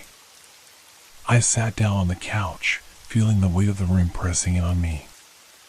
Every breath felt too shallow, too frantic. I couldn't escape the feeling that something was wrong. Something had changed. I had changed. I tried to calm myself. Think, I told myself. Think clearly. What's happening? But every time I tried to focus, the edges of my thoughts frayed, like they were slipping into another dimension I couldn't access. I felt like I was standing on the edge of a cliff, ready to fall into an abyss of confusion. I glanced at the clock on the wall, the numbers ticking away, each second bringing me closer to what? I couldn't say. But I knew something was coming. A soft sound, like a breath against my ear, pulled me from my thoughts. It was faint, almost imperceptible, but I heard it. The unmistakable sound of movement. I jumped up, heart in my throat, my breath shallow and quick. The room was eerily quiet again, but I could feel it. Whatever it was in the room with me. I couldn't see it, but I knew. I knew. A shadow moved in the corner of my vision. I spun around, but there was nothing. The room was empty. Or so it seemed. But the photograph on the table, my photograph, was no longer the same. The edges were frayed, the image faded, as if time itself had been altered. As if it had changed before my eyes. My stomach turned. There was no mistaking it now. I wasn't just forgetting things, I was being manipulated. And I wasn't sure who or what was doing it. I backed away from the table, my legs shaking, but the presence I had been feeling grew stronger, pressing on me from all sides. The walls seemed to close in. The shadows stretched unnaturally long. I tried to leave the room, but my feet wouldn't move. I was trapped. A knock at the door startled me, sharp and loud, echoing in the otherwise silent apartment. My breath caught. Who could it be? I hadn't heard anyone come in. The knocking came again, more insistent this time. I didn't want to answer. I didn't want to see who it was. But somehow, my hand was already reaching for the doorknob. My body was moving of its own accord, as if someone, was controlling me. As I slowly opened the door, my breath caught in my throat. There, standing in the doorway, was the figure from the building. And it was holding something in its hand. A photograph. The photograph. Of me. I froze. The figure in the doorway didn't speak, didn't move, just stood there silently, holding out the photograph. My breath caught in my throat, and for a moment, I couldn't comprehend what I was seeing. The photograph, it was me. But not the me standing here, trembling in front of the door. It was the same child from the photo on my table, the one from the building. And yet, it wasn't quite the same. The child's face was distorted, twisted in a way that made my stomach churn. The eyes were hollow, dark, almost lifeless. And the smile, there was something wrong with it. It was a grin that didn't belong to a child, something cold, something predatory. My own face, but not my own smile. I couldn't breathe. The image of the photograph burned into my mind, searing through every ounce of sanity I had left. The figure in the doorway still didn't move, didn't speak, only stared at me, holding the photograph out in a gesture that was both familiar and foreign at the same time. My hand trembled as I reached for it, though every part of me screamed not to. Every instinct told me that if I took that photograph, I would lose everything, my mind, my memories, my very existence. But I couldn't stop myself. My fingers brushed against the edge of the photo. The paper felt cold, as if it had been sitting in the dark for years, and as I took it from the figure's hand, something inside me snapped. The room seemed to tilt. The world around me shifted, like I was falling through a crack in reality. The sound of the air changed. The walls began to pulse, the very space around me bending and stretching like a nightmare that could no longer hold its shape.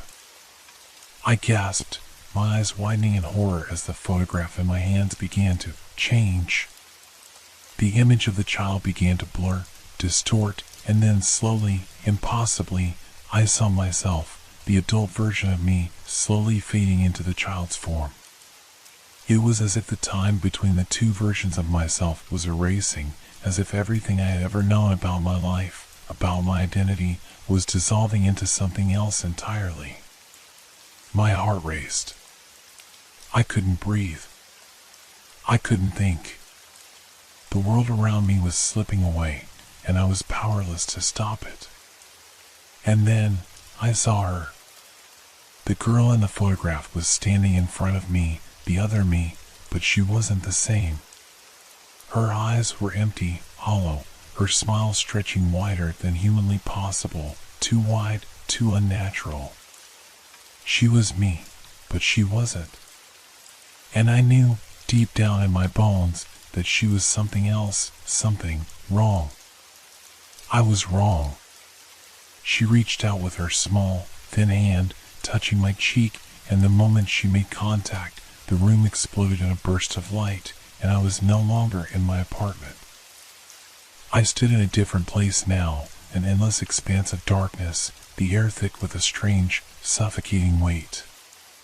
There were no walls, no ceiling, just endless blackness stretching out before me.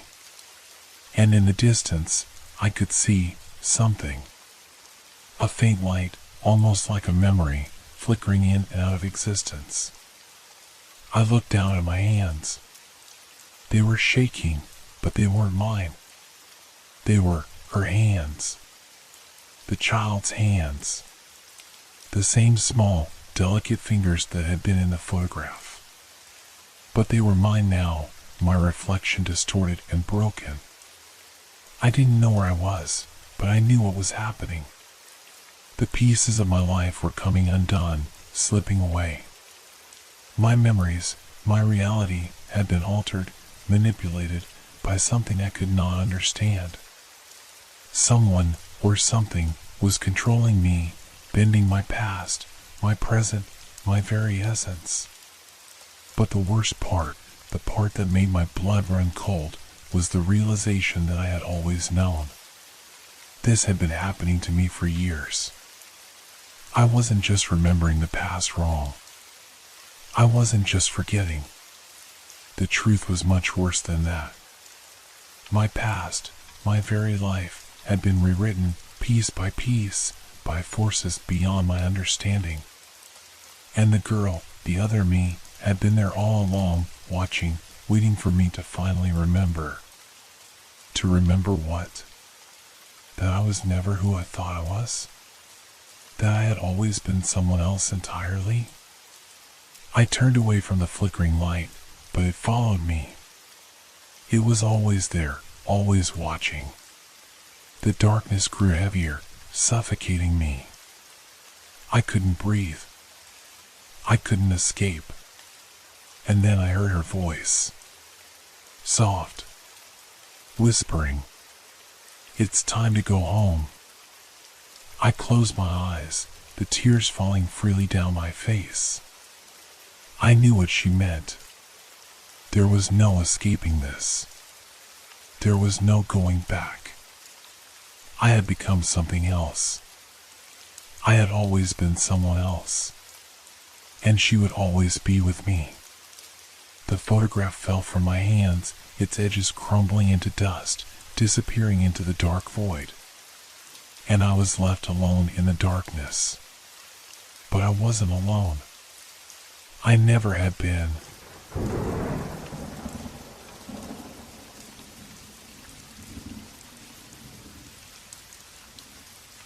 It all started one quiet evening when I first noticed the light.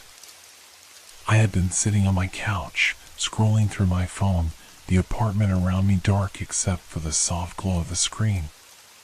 My building is a typical high-rise, one of many clustered in the city, and the view from my window stretches out to the neighboring buildings.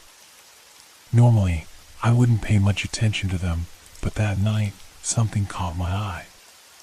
It was a flicker, a brief flash of light on the rooftop of the building across the street.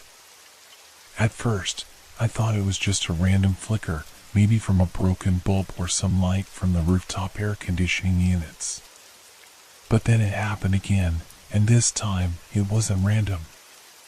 The light blinked in a pattern, a rhythm, a sequence, almost like a signal. I leaned forward, pressing my hands on the windowsill to get a better view.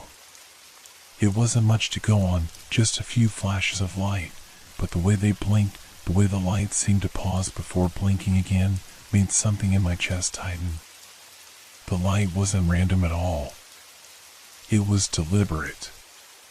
The pattern kept repeating, blink, blink, pause, blink, blink, pause. I tried to make sense of it. What was it? A code? The light continued its strange rhythm, like some sort of secret message that only I had noticed, but it wasn't enough to decipher. Was I just overthinking it? Or was it something more? I grabbed my phone, swiping through the apps, trying to distract myself, but my gaze kept drifting back to the window. The blinking light continued. My heart began to race slightly, the steady flicker somehow feeling more ominous with each passing second. After a while, it stopped. I waited for another minute, just in case it would resume, but the rooftop remained still. The lights, which had been so precise before, were now completely absent. The whole building, in fact, seemed to fall into an eerie silence. But the strangest part was that even though the light had stopped, I felt unsettled. I couldn't shake the feeling that I had just witnessed something important, something that I was not meant to see. I tried to forget about it. Maybe I was just tired. The city had a way of playing tricks on you. Maybe it was just some late-night prank, or someone on the roof testing something, or even a malfunctioning light. But in the back of my mind, the question gnawed at me, why did I feel like I had just seen something I wasn't supposed to? The next day, I couldn't stop thinking about it. I was in the middle of work when I glanced out the window again, half expecting to see the light flickering across the street. But it was gone, nothing but a clear sky above. No unusual flashes. No signals. As the days went by, I found myself checking the window more often, hoping to see something, anything, that might explain what I had witnessed. I began to wonder if it had all been a figment of my imagination, some strange hallucination. But deep down, I knew it wasn't. The memory of those rhythmic lights haunted me, like an itch I couldn't scratch. Then, one evening, just a week later, it happened again. The same rooftop. The same blinking pattern. Just as I was starting to lose hope, to think it was nothing, there it was. But this time, I knew something was different. There was a sense of urgency in the flashes, as though the message was meant for me. My heart raced. I had to find out what it meant. Why was it happening again? What was being communicated to me? This time, I didn't hesitate. I grabbed my jacket and rushed out of my apartment. My mind was racing, my thoughts a blur of confusion and anticipation. The elevator ride down seemed to take forever. Each floor brought a new wave of unease. When I stepped outside, the cool air hit me, the streetlights casting long shadows along the sidewalk. I looked up at the building across the street, searching for the rooftop. And there it was. The light was flickering again. I felt a strange pull toward it. Every instinct told me to stay away, to ignore it, but the curiosity, no, the need to understand what was going on outweighed everything else. I crossed the street and entered the building across from mine, hoping the entrance would be open. It was. I was no longer thinking straight. I was acting on instinct. I ascended the stairs quickly, the sound of my footsteps echoing in the empty building. The higher I climbed, the louder my heartbeat seemed to become. When I reached the rooftop, I expected to find someone there, someone who could explain what was going on. But when I stepped onto the roof, I found it empty. The rooftop was deserted, just like before. There was no sign of anyone, no equipment, no explanation for the light. But then I noticed something on the ground. A small piece of paper, torn at the edges as if it had been carelessly discarded. I crouched down and picked it up. My breath caught in my throat as I unfolded it. The paper was worn and old, but the words written on it were clear. Your name, John, is not the only thing that matters. I stared at it, frozen, as a wave of cold dread washed over me. How did it know my name? Why was it on the paper? The rooftops were still silent, the blinking light gone, but a new kind of fear crept in. And then it hit me. This was no coincidence. Whoever, or whatever, was sending those signals, they knew I was watching. I stood there for what felt like an eternity, the piece of paper trembling in my hand. My mind raced, trying to process what I had just read. Your name, John, is not the only thing that matters. What did it mean? How could anyone have known my name? There were no visible markings on the paper, no indication of who had left it, or even why they had chosen this exact moment. The light had stopped blinking, but the eerie feeling, the sensation of being watched, clung to me like a second skin. I glanced around the rooftop again, half expecting someone to emerge from the shadows. But there was nothing, just the dim glow of the city below. The vast emptiness of the rooftop suddenly felt oppressive, as though it was closing in on me. I pocketed the note quickly, as if somehow that would make it less real. My legs felt weak as I turned to leave. Each step toward the stairs felt heavier, as though the weight of the message was anchoring me in place, refusing to let me go. When I reached the bottom of the stairs and exited the building, I looked around. The street was quiet, almost too quiet. The sounds of the city, distant traffic, the hum of the streetlights felt muffled, as though I was in a vacuum. I pulled my jacket tighter around me and walked back across the street, trying to shake off the unease that gripped my chest. I needed answers, but the more I thought about the note, the more questions flooded my mind. Who could have written it? Why was it on the rooftop of that building, and why was it left for me to find? As I stepped back into my apartment building, I felt the familiar hum of normalcy return. The elevator ride-up was uneventful, but my thoughts were far from calm. I couldn't shake the image of the flickering light or the note with my name on it. It wasn't just a prank. Something bigger was at play here. Back in my apartment, I threw the jacket onto the couch and collapsed into a chair. My hands shook as I pulled the note from my pocket again. I stared at it, hoping for some sort of clarity, some hidden message within the cryptic words. But the more I looked at it, the more I felt as though I was missing something crucial. I stood up, pacing around the apartment. What if it wasn't just a random occurrence? What if the lights weren't just a signal, but a warning? And if it was a warning, who was sending it? The silence in the apartment felt oppressive, as though the walls were closing in on me. The glow of the streetlights outside filtered through the blinds, casting long, thin shadows across the room.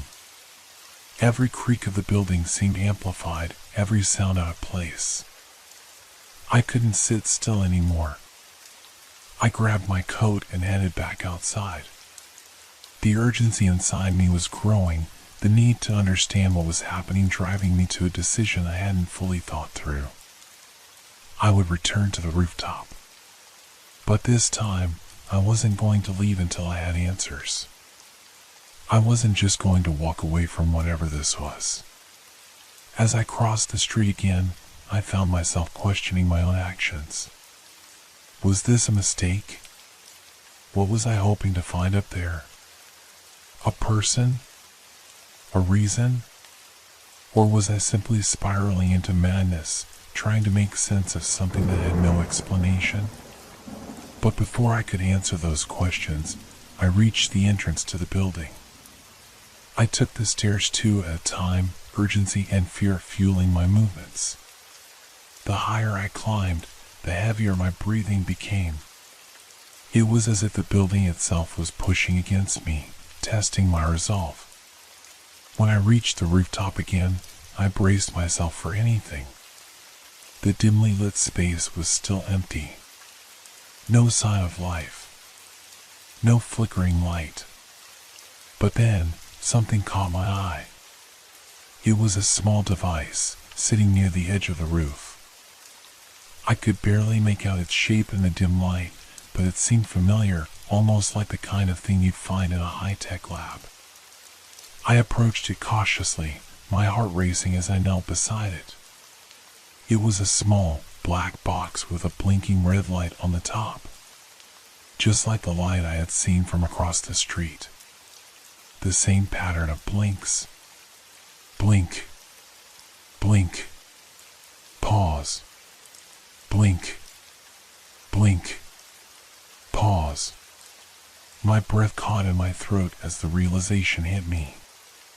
The blinking wasn't random, it was a signal. A code. And someone who knew my name, had been sending it to me. I reached for the box, but before I could touch it, I heard something that froze me in place. Footsteps. I quickly stood up and turned around, but no one was there. My heart pounded in my chest as I scanned the rooftop. Nothing. I was alone. But then I saw it. A shadow moving in the corner of my eye. I turned my head sharply, but it was gone. Had I imagined it? Or was someone else up here with me? The air grew colder. My breath became shallow as I backed away from the box. I had to get out of there. But as I turned to leave, something caught my eye again, another piece of paper lying on the ground near the door leading back down the stairs. I hesitated, my pulse racing. This couldn't be happening again. I stepped forward and picked it up, my hands trembling as I unfolded the note. It was short, just a single line. Don't trust anyone. I stared at the words, the weight of them sinking in. This wasn't just a game. Someone was manipulating me. Someone had been watching me for longer than I realized. And now, they were sending me a message I wasn't sure I could escape. I felt the blood drain from my face as I clutched the note in my hand. The words "don't trust anyone" echoed in my mind, a chilling mantra that I couldn't shake. I scanned the rooftop again, convinced that someone was watching me from the shadows, but there was nothing, no movement, no sign of life. Yet, the suffocating tension in the air was impossible to ignore. The device on the ground still blinked its red light, now more menacing than before.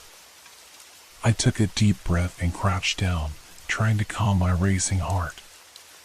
My fingers hovered over the box, hesitating. Was I making a mistake by getting closer? Should I just leave before things got any more complicated? But then I remembered the note and the unmistakable feeling of being followed. The blinking light on the roof hadn't been a random glitch, it had been deliberate. Someone who knew me, had been sending this signal, and it was up to me to figure out why. The red light flickered once more, and it was as if the device was calling to me, urging me to understand. I couldn't ignore it any longer. I reached for the box, my fingers trembling as I gripped it. The cold metal felt heavier than it should have, and I wondered if it was somehow connected to everything that had been happening. I looked for any signs of a button or mechanism to turn the device off, but there was nothing. Only the blinking light, hypnotic in its rhythmic pulse. Blink. Blink. Pause. Blink. Blink. Pause. The pattern was so familiar, yet I couldn't place it. It felt like a code, a message in a language I hadn't learned yet. I needed to know more. Carefully, I turned the box over in my hands, and that's when I saw it, a small, nearly invisible engraving on the bottom. At first, I thought it was just a serial number or something inconsequential. But as my eyes adjusted to the dim light, I saw it more clearly. It was a sequence of numbers. 7, 5, 3, 1. The sequence felt important. It was a start. A key. My pulse quickened as I pulled out my phone and began typing the numbers into a search engine, my mind racing. Could it be part of a larger pattern? Some kind of puzzle I needed to solve? The more I stared at the screen, the more the numbers seemed to blur into each other. There had to be a connection. But what was it? The search results came back with nothing. Blank. No relevant results at all. I tried to calm my breath, but I could feel the tension in my chest rising again. It was as if the more I tried to understand, the more the situation slipped through my fingers. Frustrated, I turned off the phone and shoved it back into my pocket. The feeling of being trapped, of not knowing what was real, was overwhelming. I had no answers, just questions. And the only thing I knew for sure was that whatever was happening, it was far from over. A sudden noise behind me made me freeze. A faint rustling, almost too quiet to be heard. But it was there.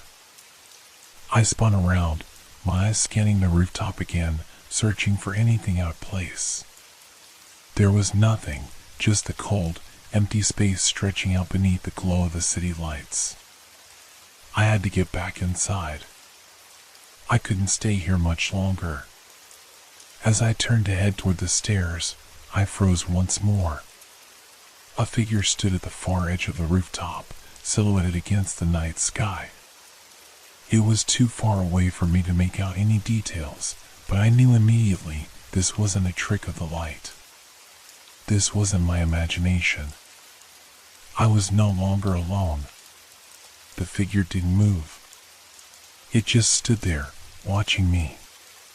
The light from the city flickered in the background, casting long shadows across the rooftop. My heart pounded in my chest as I tried to steady my breath. Should I call the police? Should I run? My body was frozen in place, my feet glued to the concrete as my mind raced through every possible scenario. The figure remained still, and I realized with a sickening feeling that it was waiting for something. It wasn't in a hurry, wasn't threatening or advancing, it was waiting. But for what? My pulse raced faster, and I found myself taking a step back toward the corner of the roof where the stairs led down to the street. I was no closer to solving the mystery, but I was no longer sure I wanted to. The danger, whatever it was real. I glanced back at the figure once more, my mind struggling to comprehend its stillness. Then, just as quickly as it had appeared, it vanished. Disappeared into thin air as though it had never been there. I stood there, rooted to the spot, my heart pounding so loudly that it drowned out the sounds of the city below. I didn't know what I had just seen, but I knew one thing for certain: things were only getting worse. And I was in deeper than I could have ever imagined.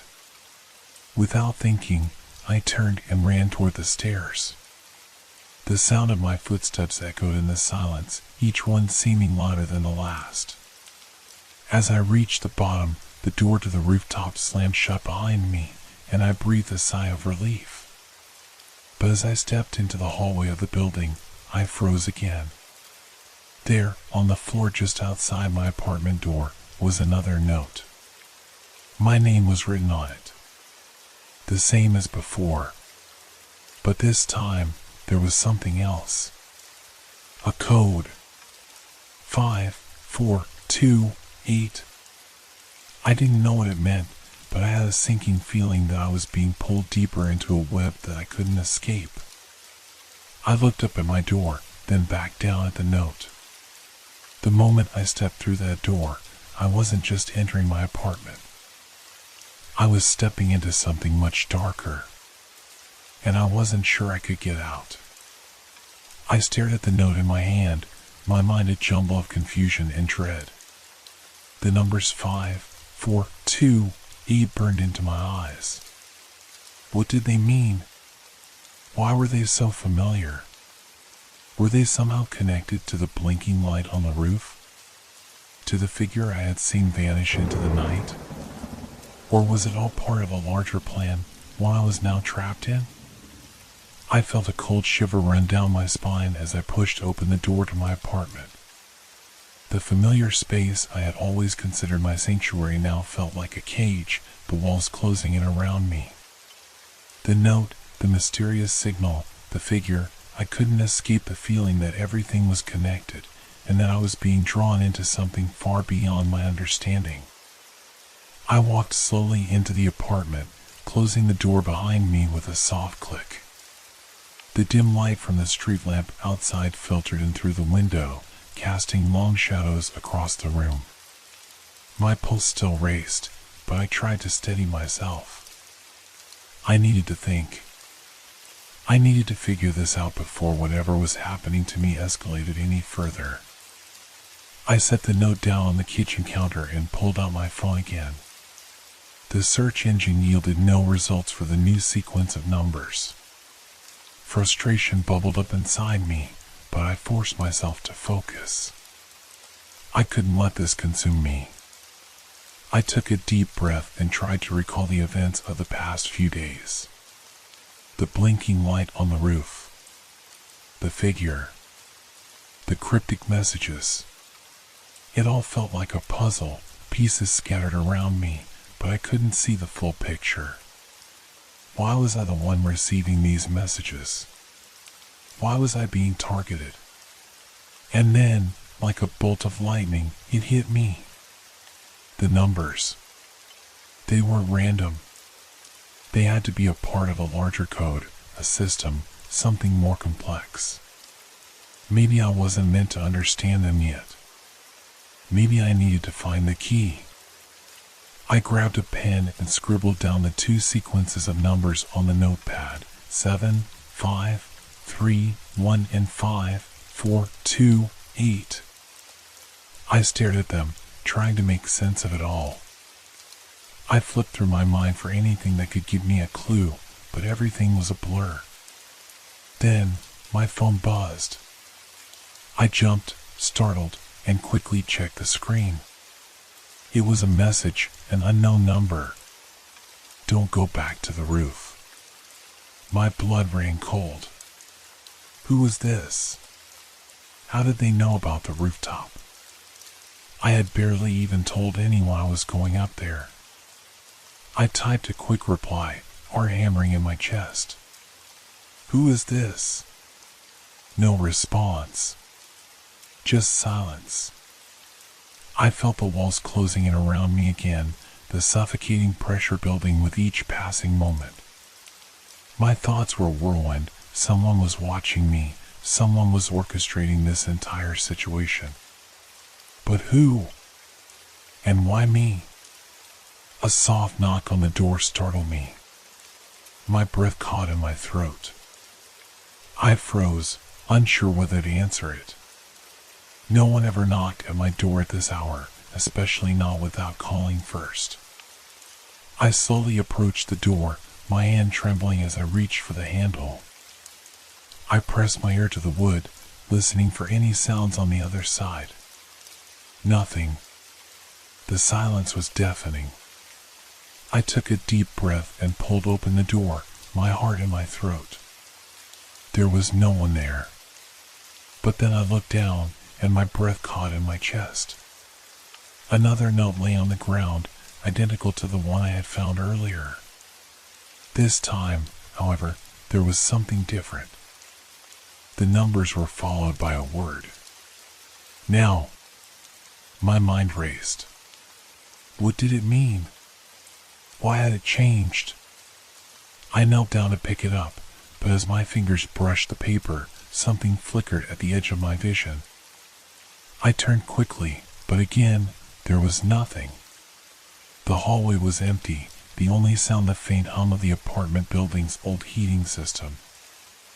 I felt my stomach twist in knots. Whoever, or whatever, was behind this had been one step ahead of me the entire time. I closed the door slowly, my heart pounding in my chest. I couldn't stay here. I needed to figure out what was going on. I ran a hand through my hair, pacing around the apartment. Then I thought of the note from the roof, the one with my name on it. It felt like the beginning of a message, as if someone was trying to communicate with me through cryptic symbols and numbers. But why? Why now? I felt a sudden compulsion to go through my things. Maybe there was something I had missed. A clue, a hint, something I could use to make sense of all this. I started rifling through drawers and papers, trying to stay calm, my hands shaking as I moved faster and faster, growing more desperate with each passing second. And then I found it. A small, yellowed envelope buried in the back of a drawer I rarely opened. I recognized the handwriting on the front before I even opened it. It was mine. But that didn't make sense. I hadn't written this letter. I had no memory of doing so. I tore it open, the faint scent of old paper filling the air. Inside, there was just one line written in bold, shaky letters. "You're not supposed to be here." I felt my stomach drop. This was impossible. How could I have written this? Had someone else written it in my handwriting? The world felt like it was spinning, my head a blur of confusion and fear. I stumbled backward, collapsing into the nearest chair. My mind was racing, the walls pressing in on me from all sides. Someone knew me. Someone knew everything about me. And I was beginning to realize that whatever was happening, it wasn't just a coincidence. It was a trap. And I had just walked right into it. I looked up at the clock on the wall. It was almost midnight. And suddenly, I heard it. A faint sound, footsteps. Slowly, deliberately, coming closer. My heart skipped a beat. The footsteps grew louder, each step echoing in the silent hallway outside my apartment. My body went rigid, a chill crawling up my spine. It wasn't just a creak in the floorboards or the shifting of the building, it was deliberate. Someone was coming for me. I pressed my back into the chair, trying to steady my breath. My eyes darted to the door, to the envelope in my hands, to the note on the floor. Everything seemed to blur together. A part of me wanted to run, to escape, but the other part of me was frozen, paralyzed by the creeping dread. The footsteps stopped. I held my breath, straining to hear any sound, any hint of movement. My apartment felt suffocating, the air thick with tension. The only sound now was the faint hum of the building's old air conditioning and the frantic beating of my heart. Then, there was a soft knock on the door. 3 sharp raps, precise and deliberate. I froze. I couldn't open the door. I couldn't face whatever was on the other side. But the knock came again, this time a little louder, a little more insistent. I stood up slowly, my legs unsteady beneath me, and crept toward the door, trying to make as little noise as possible. I pressed my ear against the wood. Silence. My hand trembled as I reached for the door handle, the cold metal biting into my skin. I hesitated for a long moment, fighting the urge to just run. But I had no choice. Whoever it was knew I was here. They had been watching me, leaving cryptic messages, and now they were outside. I twisted the handle and cracked the door open, just enough to peer through. Nothing. The hallway outside was empty, dark, and still. No one was there. I pushed the door open fully, stepping out into the dimly lit corridor. My eyes scanned the surroundings, every shadow, every corner, expecting someone to step out at any moment. My breath quickened, my pulse racing. But there was no one. The hallway felt different now, longer, colder. The walls seemed to close in on me, the overhead light flickering in a stuttering pattern. The hum of the building's old systems was louder, almost deafening. The silence between each flicker was suffocating. I stepped back into my apartment and slammed the door shut, locking it behind me. I pressed my back against the door, trying to calm my breath, but the panic surged once again. This wasn't just in my head. There was someone manipulating everything around me. The signals, the notes, the steps in the hallway, they were all part of something I couldn't escape from. I turned and looked toward the window. The light from the building across the street, dim and flickering, caught my eye. The rooftop. I had to go up there. I grabbed my jacket and headed for the door, but as I reached for the handle, something stopped me. A soft whisper. I spun around, but no one was there. I was losing my grip on reality. The fear was blinding, the panic suffocating. But somehow, in the midst of the chaos, a strange thought broke through the noise. I have to face it. I have to know the truth. The rooftop held the answers. I moved quickly through the building, every creak of the floor beneath my feet making my heart race.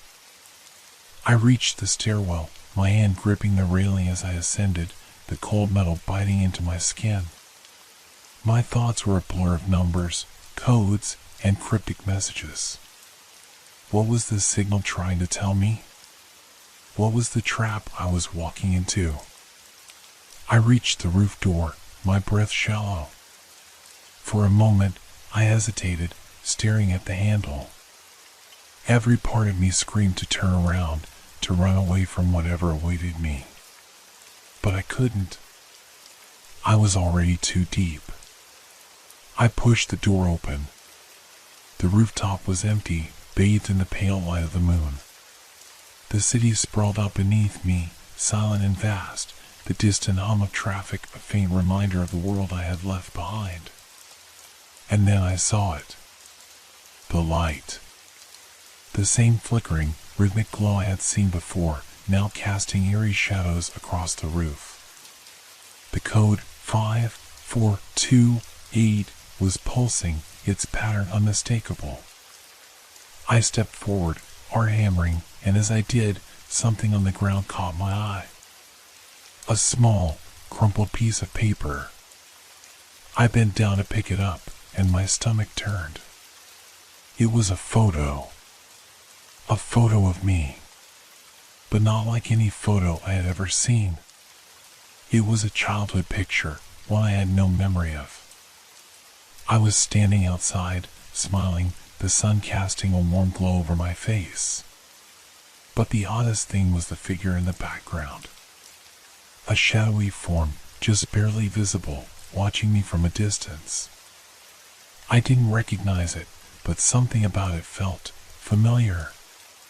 My fingers trembled as I held the photo in my hands. I looked around, my breath quickening. There was no one here, yet I couldn't shake the feeling that I was being watched. I turned and saw the light blink again, the code repeating 5428. I knew, without a doubt, that I was not alone. Suddenly, the rooftop seemed smaller, the air heavier. A whisper broke the silence. The same whisper I had heard in my apartment. You shouldn't have come. I spun around, my heart racing, but there was no one there.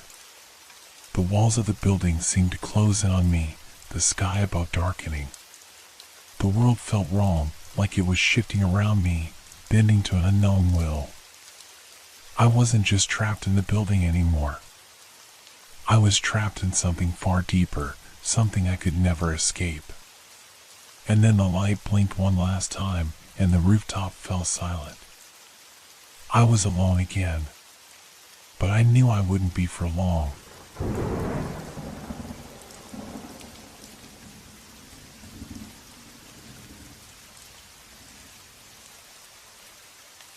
It started like any other day. I was walking down the familiar streets of my neighborhood, the sun barely peeking over the horizon, casting long shadows on the pavement.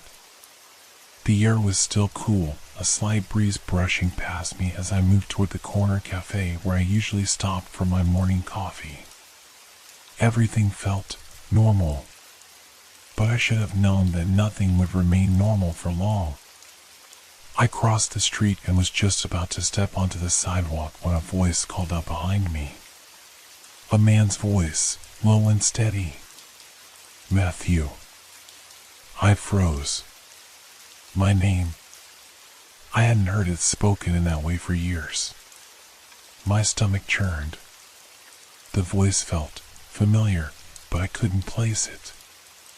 I turned around slowly. There, standing in the middle of the sidewalk, was a man I'd never seen before. He was tall, with dark hair that fell messily over his forehead, dressed in a worn leather jacket.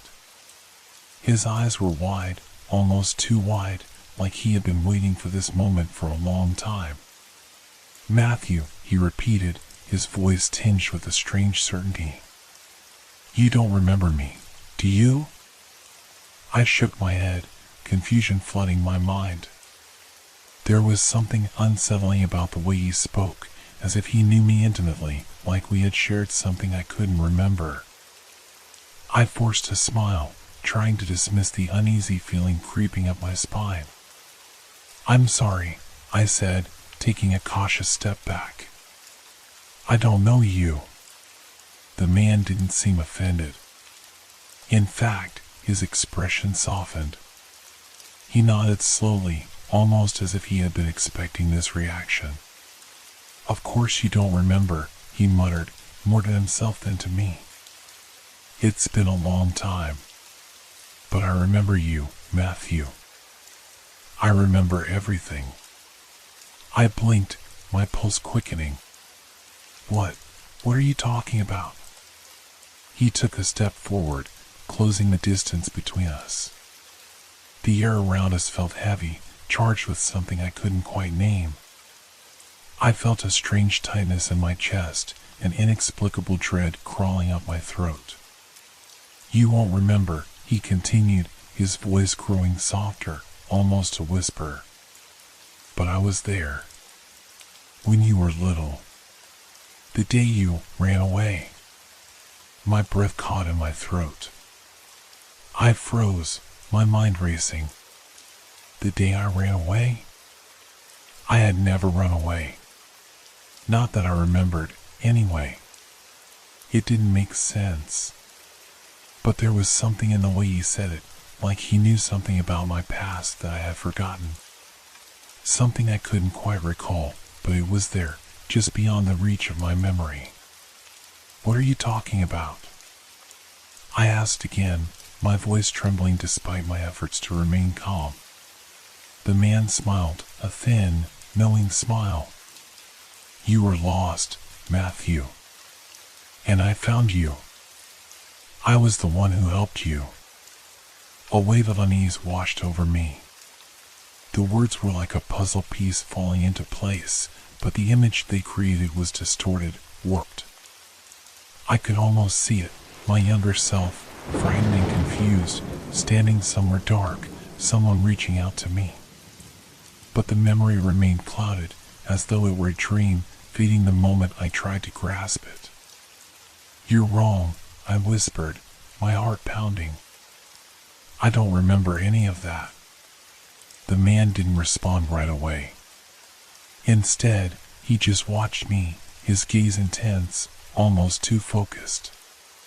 It felt like he was studying me, analyzing every twitch of my expression. I began to feel uncomfortable under his scrutiny, the air between us growing thick with tension. Maybe you don't want to remember, he said softly, his tone almost sympathetic. Maybe it's easier to forget. But you can't escape it, Matthew. It's a part of you, whether you want it to be or not. I opened my mouth to speak, but the words wouldn't come. I didn't know how to respond. The man's presence was overwhelming, like something was pressing down on my chest, making it hard to breathe. I don't know you, I finally said, more firmly this time, taking a step back. I don't know what you're talking about, but you're wrong. You have to be. The man didn't seem offended. Instead, he seemed satisfied, as though he had achieved something by rattling me. He nodded slowly, a strange smile curling at the corners of his lips. Maybe I am wrong, he said, his voice almost too quiet to hear. Maybe it's just coincidence. But you can't deny the truth forever, Matthew. Not when it's so close. I didn't know what to say. My mind was spinning, trying to make sense of what had just happened. Who was this man?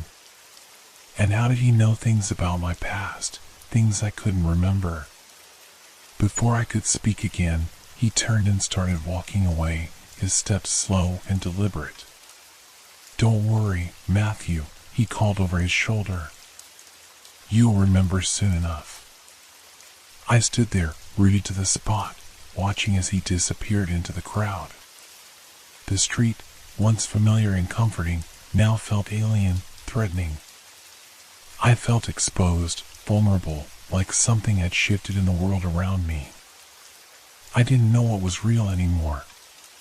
What had just happened? What did he mean? And why did it feel like I was being pulled into something I didn't understand? As I stood there, the weight of his words settled heavily on my chest. Soon enough. The phrase echoed in my mind, sending a ripple of unease through my entire body. Something was coming. Something I wasn't prepared for. The strange encounter with the man lingered in my mind like a shadow, never quite leaving me. I tried to push it aside, but the words "you'll remember soon enough" echoed in my thoughts every time I closed my eyes. It wasn't just a passing remark. It felt like a warning, one I couldn't ignore. I returned to my apartment that morning, hoping to find solace in the familiar. The quiet of my apartment, the warm couch, the small kitchen, everything seemed to mock me, as though it were all too normal, too comforting, while the world outside was shifting. Something was off, and I couldn't quite grasp it. I didn't feel safe in my own skin. I tried to distract myself by going about my usual routine, but even simple tasks felt wrong. I made coffee, but the rich aroma seemed to suffocate me, heavy with something I couldn't identify. I turned on the TV, but the images on the screen felt distant, like I wasn't really there, watching. Suddenly, the phone rang, slicing through the silence like a knife. I jumped, my heart leaping into my throat. I glanced at the screen, no caller ID. I picked up, my voice shaky. Hello? There was a long pause. Then, a voice, so familiar and yet completely foreign. It's me, Matthew. Do you remember? I froze. The hairs on the back of my neck stood up. It was the same man from earlier, but how did he know my number? I hadn't given it to him. I hadn't told anyone where I lived. My mind raced, trying to piece together the fragments of the situation, but nothing made sense. No, I replied, my voice trembling despite my efforts to remain calm. I don't remember. Who is this? The man's voice was low, almost soothing now, like he was coaxing me to understand. You don't have to remember right now, Matthew. But you will. You can't keep running from it. You can't keep hiding. Hide from what? I asked, my words cutting through the static on the line. But there was no answer. Just a soft click, and the call ended abruptly. I stared at the phone in disbelief. My hands were trembling, my thoughts scattered. The man knew my name. He knew me. I didn't know how, but I knew this wasn't just some random encounter. He was tying something together, something I had forgotten, something I was meant to remember. The sound of my own breath felt too loud in the room as I tried to calm myself. The walls seemed to close in, the air growing thick and heavy with a sense of impending doom. What did he mean by "you can't keep hiding"? What did he want from me? My thoughts were interrupted by a knock at the door. I jumped again, my heart racing. There was no way. No one should be here. I wasn't expecting anyone. I walked cautiously toward the door, every step making the silence feel more oppressive. I didn't want to open it. I didn't want to know who was on the other side. But curiosity and fear pulled me forward, and before I could stop myself, my hand was on the door handle. I took a deep breath, hesitated for a moment, and then swung the door open. Empty. My breath caught in my throat as I stared into the empty hallway. No one was there. Just the usual dim light overhead, casting long shadows on the floor. My heart slowed, but the unease didn't lift. I glanced down, and that's when I saw it, a small piece of paper, crumpled, lying just in front of my door. I bent down and picked it up, my hand shaking. The note was simple, just a few words written in a rushed scrawl. "You know what's coming. Don't run. Remember." My blood ran cold. How did they know? How did they know what I was thinking, what I was planning? The words felt like a trap, a puzzle I wasn't sure I wanted to solve. But the note was just the beginning. As I held it in my hand, I felt a strange tingling sensation at the back of my neck, like someone was standing behind me. I spun around quickly, but there was no one. No sound. No movement. Just the empty apartment. I slammed the door shut and locked it, my heart thudding in my chest. I backed away from the door, my mind racing. What did they want from me? Why couldn't I remember? What was I running from? The apartment felt too small now, too confined. The walls were closing in, and the silence was suffocating. I couldn't think straight. The man had been right. I couldn't hide from this, whatever it was. I needed answers. I needed to remember. And then, as if to answer me, the phone rang again. I glanced at the screen. No caller ID. This time, I didn't answer. The ringing stopped after a few moments, but I could feel the weight of the silence pressing on me. Something was coming, and I had no idea how to stop it. How to face it. The only thing I knew was that it was too late to turn back now. The past was catching up with me, and I wasn't sure if I was ready to confront it. But one thing was certain, the man had been right. I couldn't keep running forever. Soon enough. The following days blurred together, each one indistinguishable from the last. I couldn't shake the feeling that something was drawing closer, a dark presence I couldn't see but could almost feel breathing down my neck. The apartment no longer felt like a sanctuary, it was a prison. I couldn't focus, couldn't sleep. Every time I closed my eyes, I saw the note, those few cryptic words repeating over and over in my mind. You know what's coming. Don't run. Remember. I had no choice but to confront whatever this was. I couldn't let myself be paralyzed by fear. But I also knew that I couldn't face this alone. The question was, who could I turn to? Could anyone help me understand what was happening? I tried calling a few people, friends, acquaintances, but no one answered. The more I reached out, the more I realized just how isolated I was. I had no one to turn to, no one who seemed to care. The only connection I had left was the man, the one who knew my name, the one who seemed to be orchestrating this nightmare. I couldn't even escape the feeling that someone was watching me. I caught glimpses of movement in the corner of my vision, saw shadows where there should have been none. I would turn, expecting to find someone, but the rooms remained empty. The silence in my apartment was thick with dread. On the fourth day, I decided to go back to the building where the strange man had first approached me.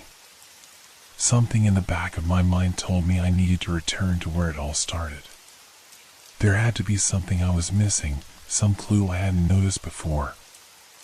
I walked through the lobby of the building, the dim lights flickering overhead. It felt as if the entire place had been abandoned, yet it was still full of people. Their faces blurred as I passed by, their footsteps muffled against the worn carpet.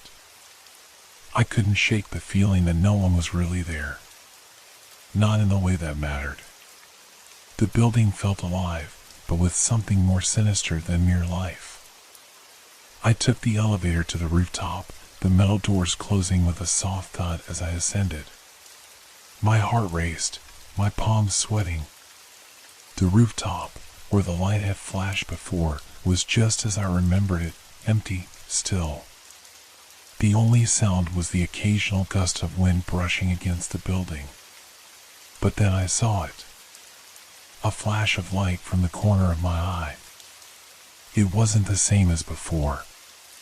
The rhythm was different, more deliberate, almost purposeful. I stepped forward, my heart pounding in my chest.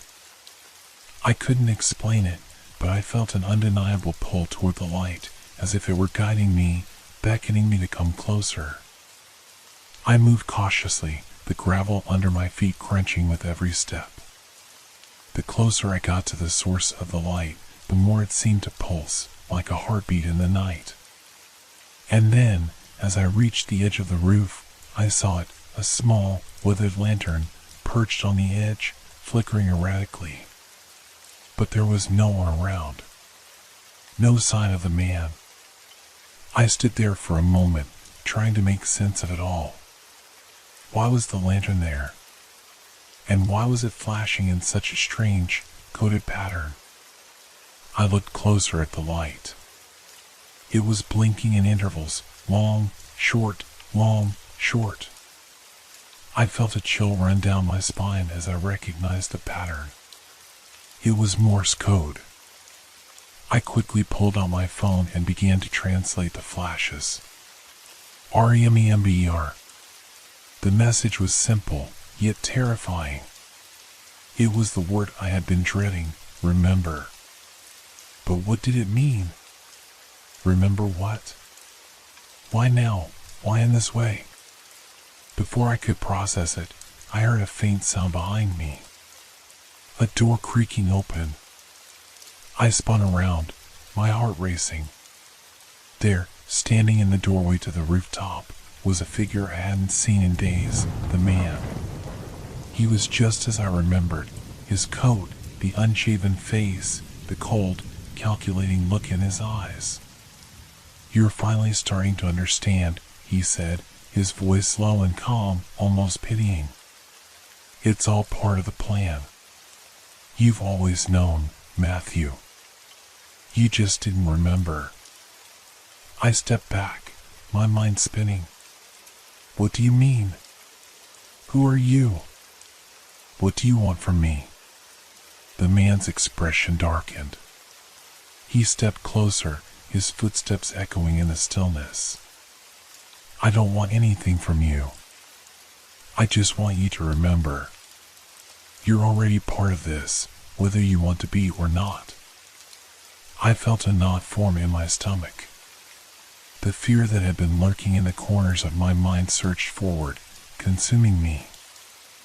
I had been part of something.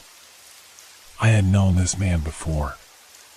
Somehow, I knew him, and whatever had happened, whatever I had forgotten, it wasn't going to stay buried forever.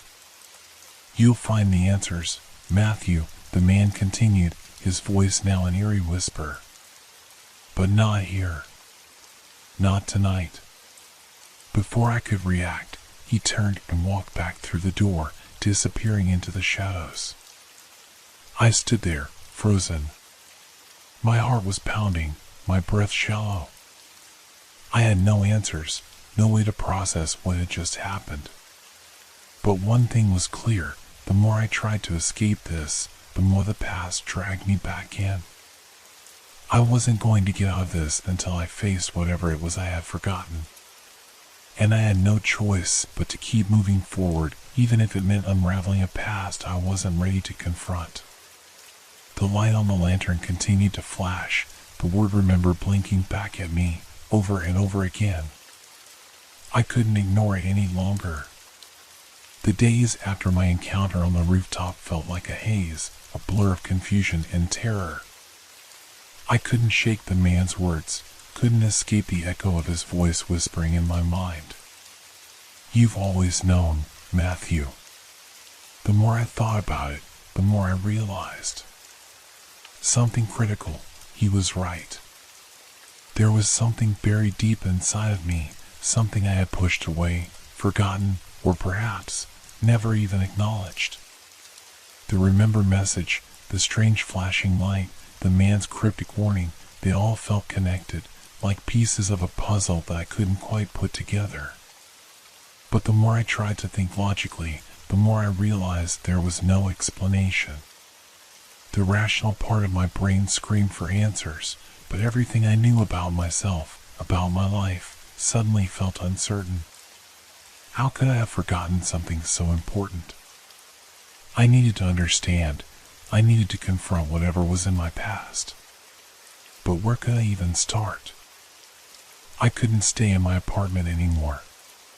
It felt too suffocating, too close, as if the walls themselves were closing in on me.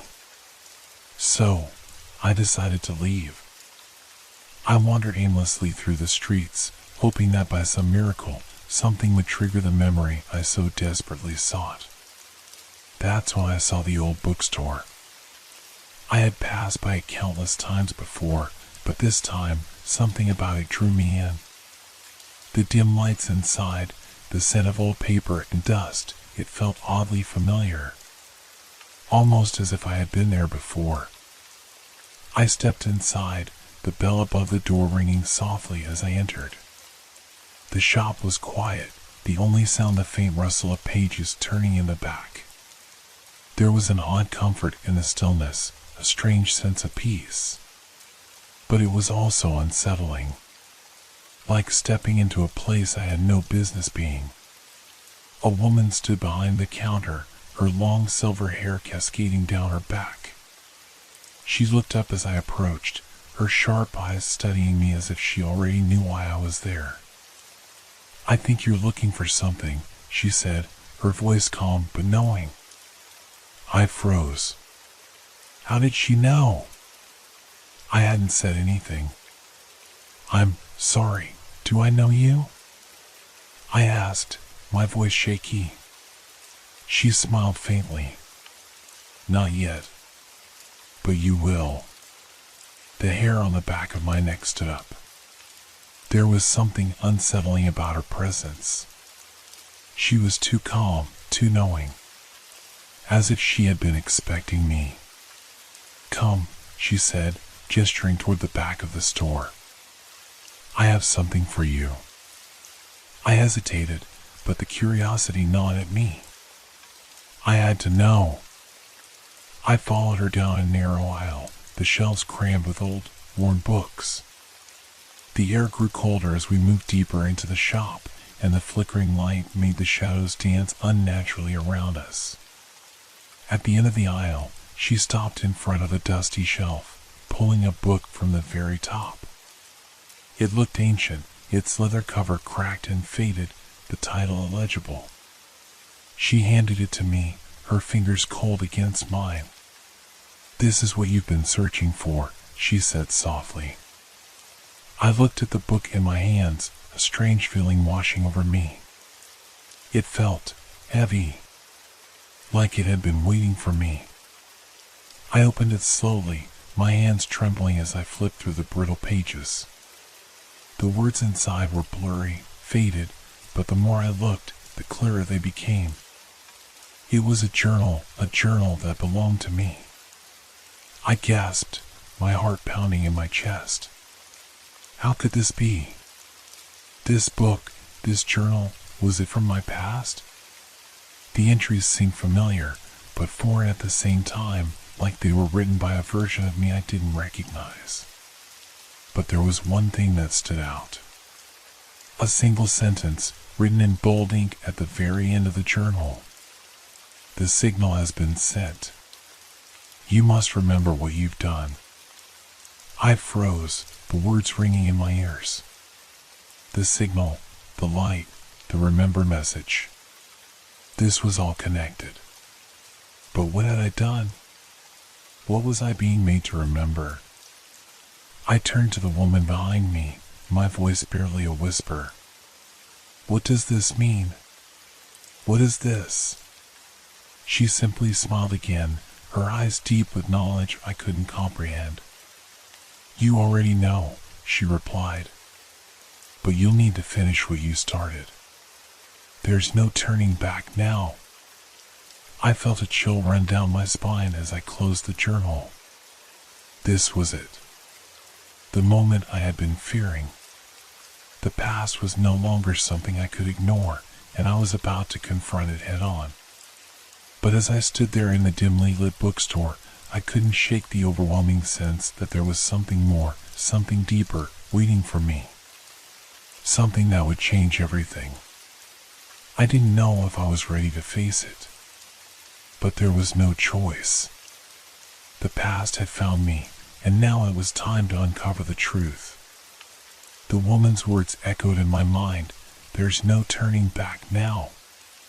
And just like that, I knew I couldn't run any longer. I had to finish what I had started. I couldn't shake the feeling that the bookstore had become a trap, its walls closing in, its silence suffocating. The woman's cryptic words continued to reverberate in my mind. There's no turning back now. It was as though the very space around me had been carefully crafted to unravel my past, to expose the truth I had buried deep within myself. The journal was still in my hands, its weight like a dead weight on my chest. It felt as though the book itself was calling me, urging me to uncover what I had hidden from myself for so long.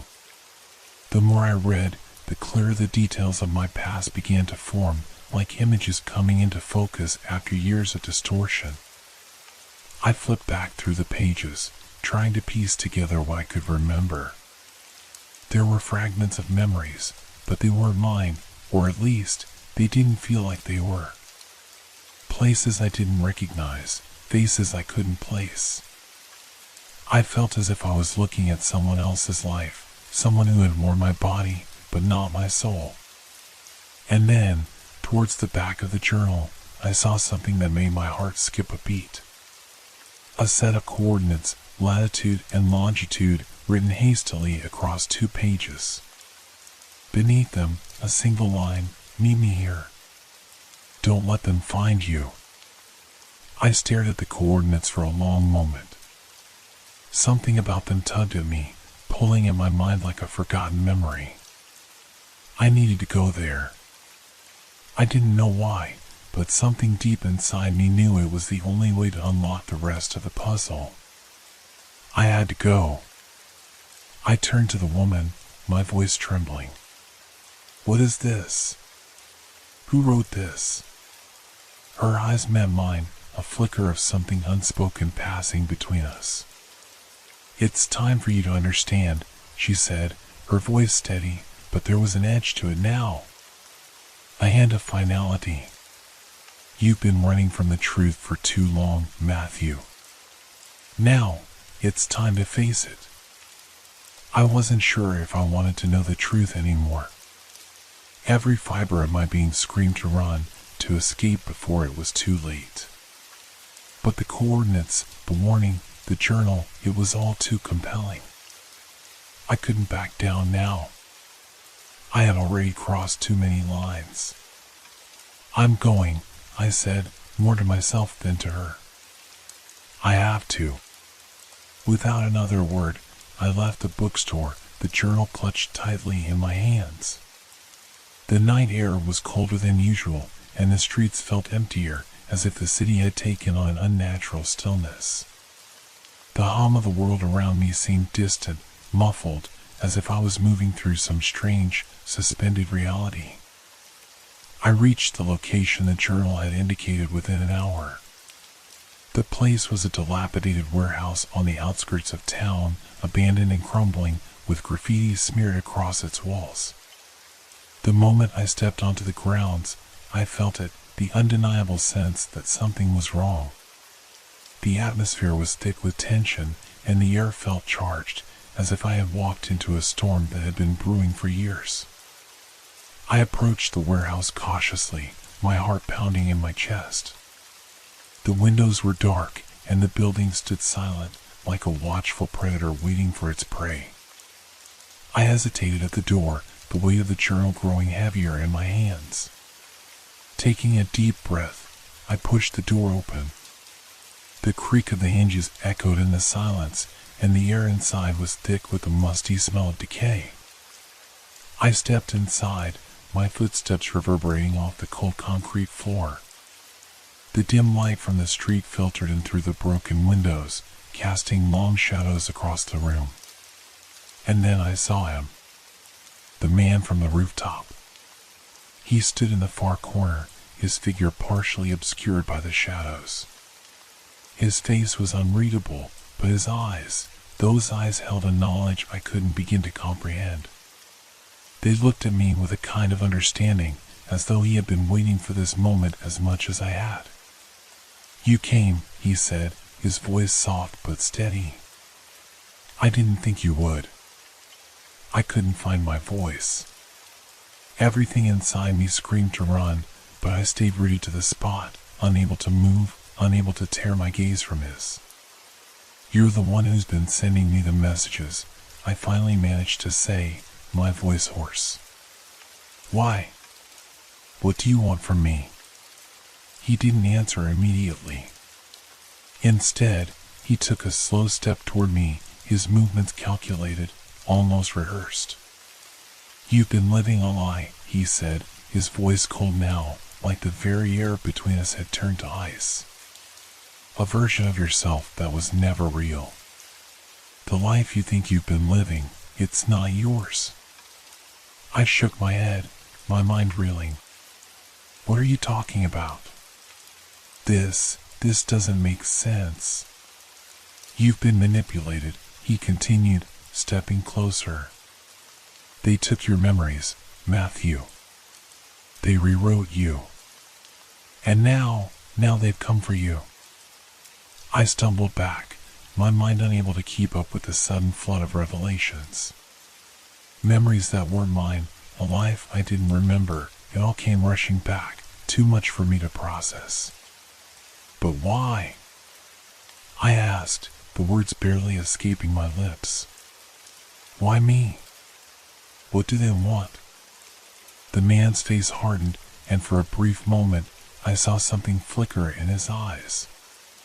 Regret, maybe? Or fear? "They want to erase you completely," he said, his voice darkening. "And if they find you here, it'll be the end of you. They'll take everything, and you won't even remember that it was ever yours." The room seemed to close in around me as the weight of his words sank in. I was standing on the precipice of something vast and terrifying. The past, the truth, it was all slipping away. And the more I tried to hold on to it, the more I realized that what I had known before was a fragile illusion. A cold chill ran down my spine. It was no longer just about remembering. It was about survival.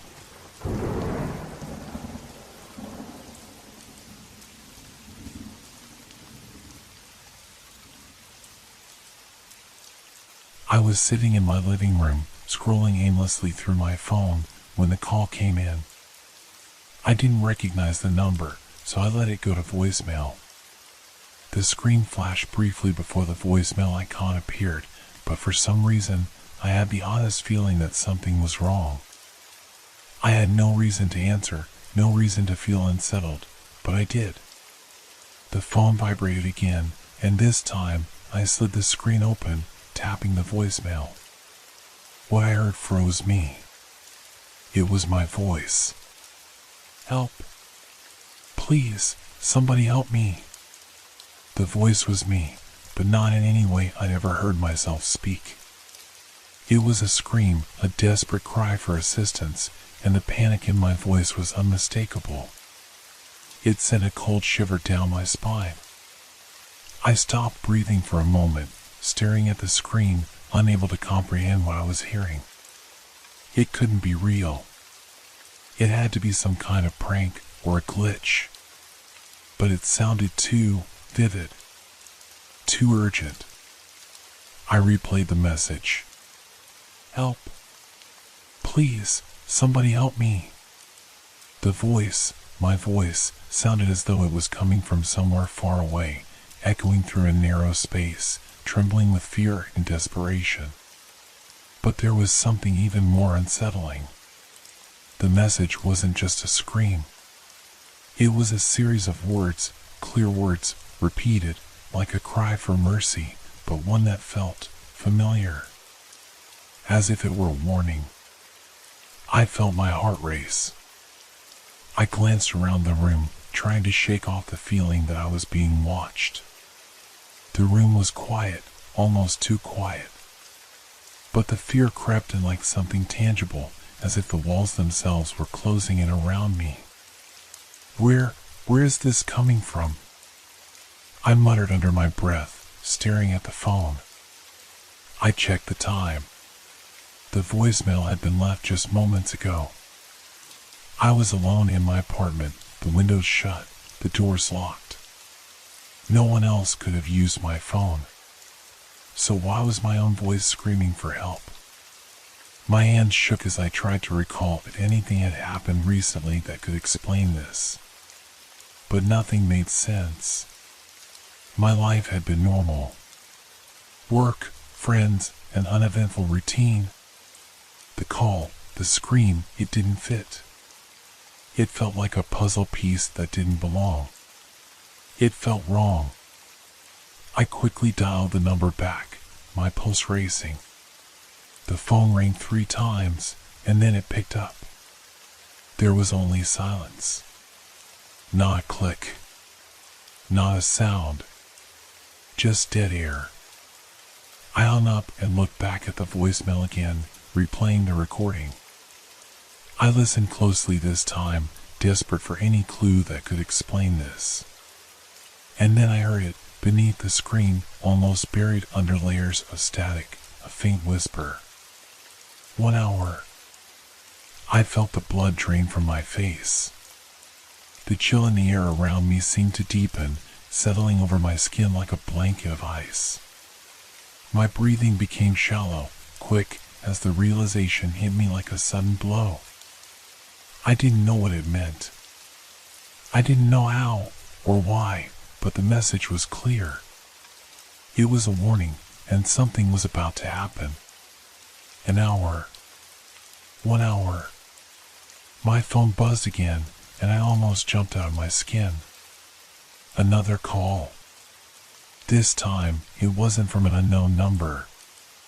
It was from my own phone, my own number. I stared at the screen, unable to move, my mind racing. I didn't want to pick it up. I was terrified to hear what would come next. But some part of me knew I had no choice. I answered. Hello? There was only silence on the other end. Just a low hum of static. And then, in that same voice, the one that had cried out for help, the one that was unmistakably mine, the words came. Help me.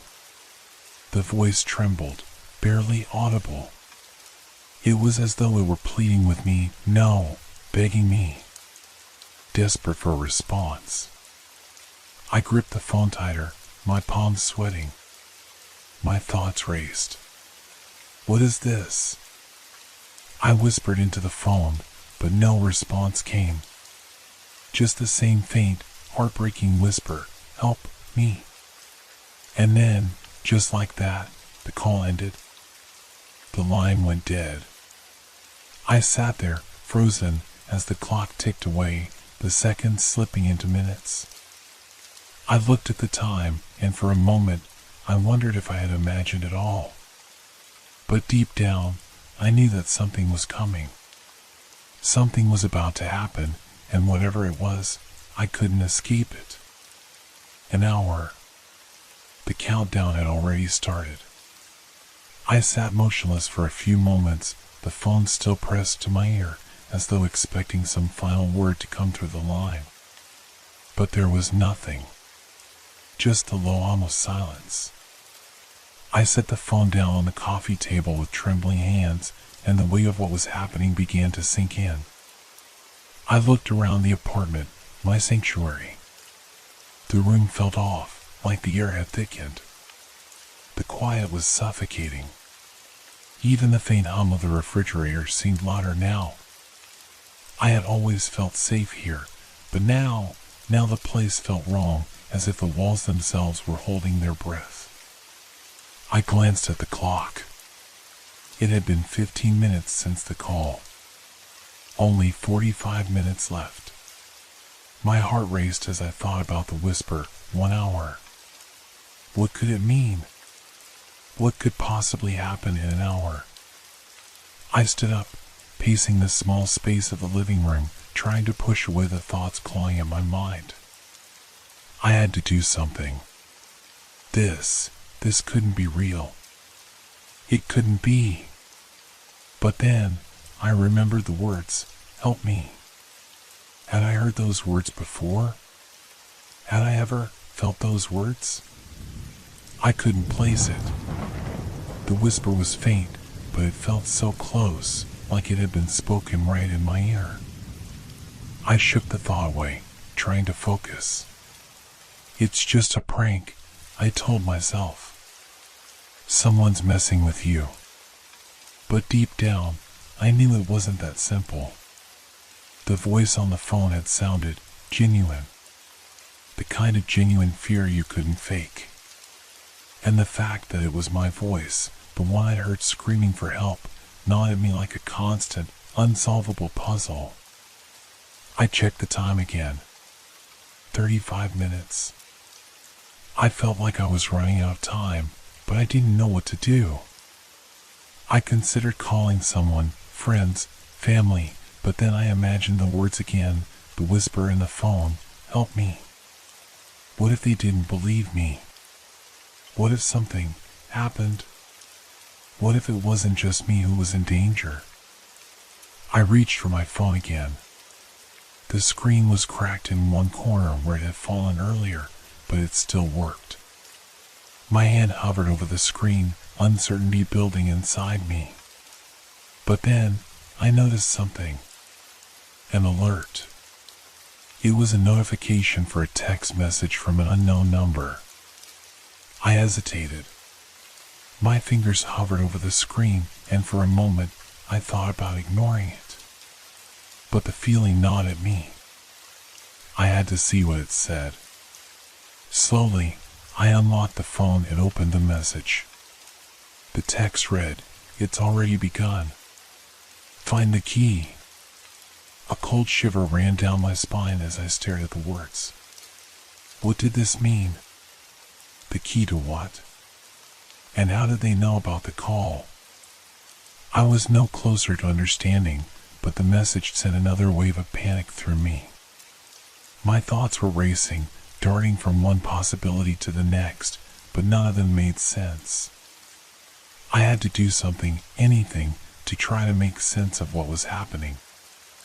I stood up and walked to the window, pulling the blinds open, but the view of the city only added to my sense of isolation. The streets below were empty. The buildings stood silent under the waning light of the day. But then, my eyes froze. In the distance, across the rooftops of the neighboring buildings, I saw something that sent my heart into overdrive. A figure. A shadow. It was standing on the roof of the building opposite mine, silhouetted against the fading light.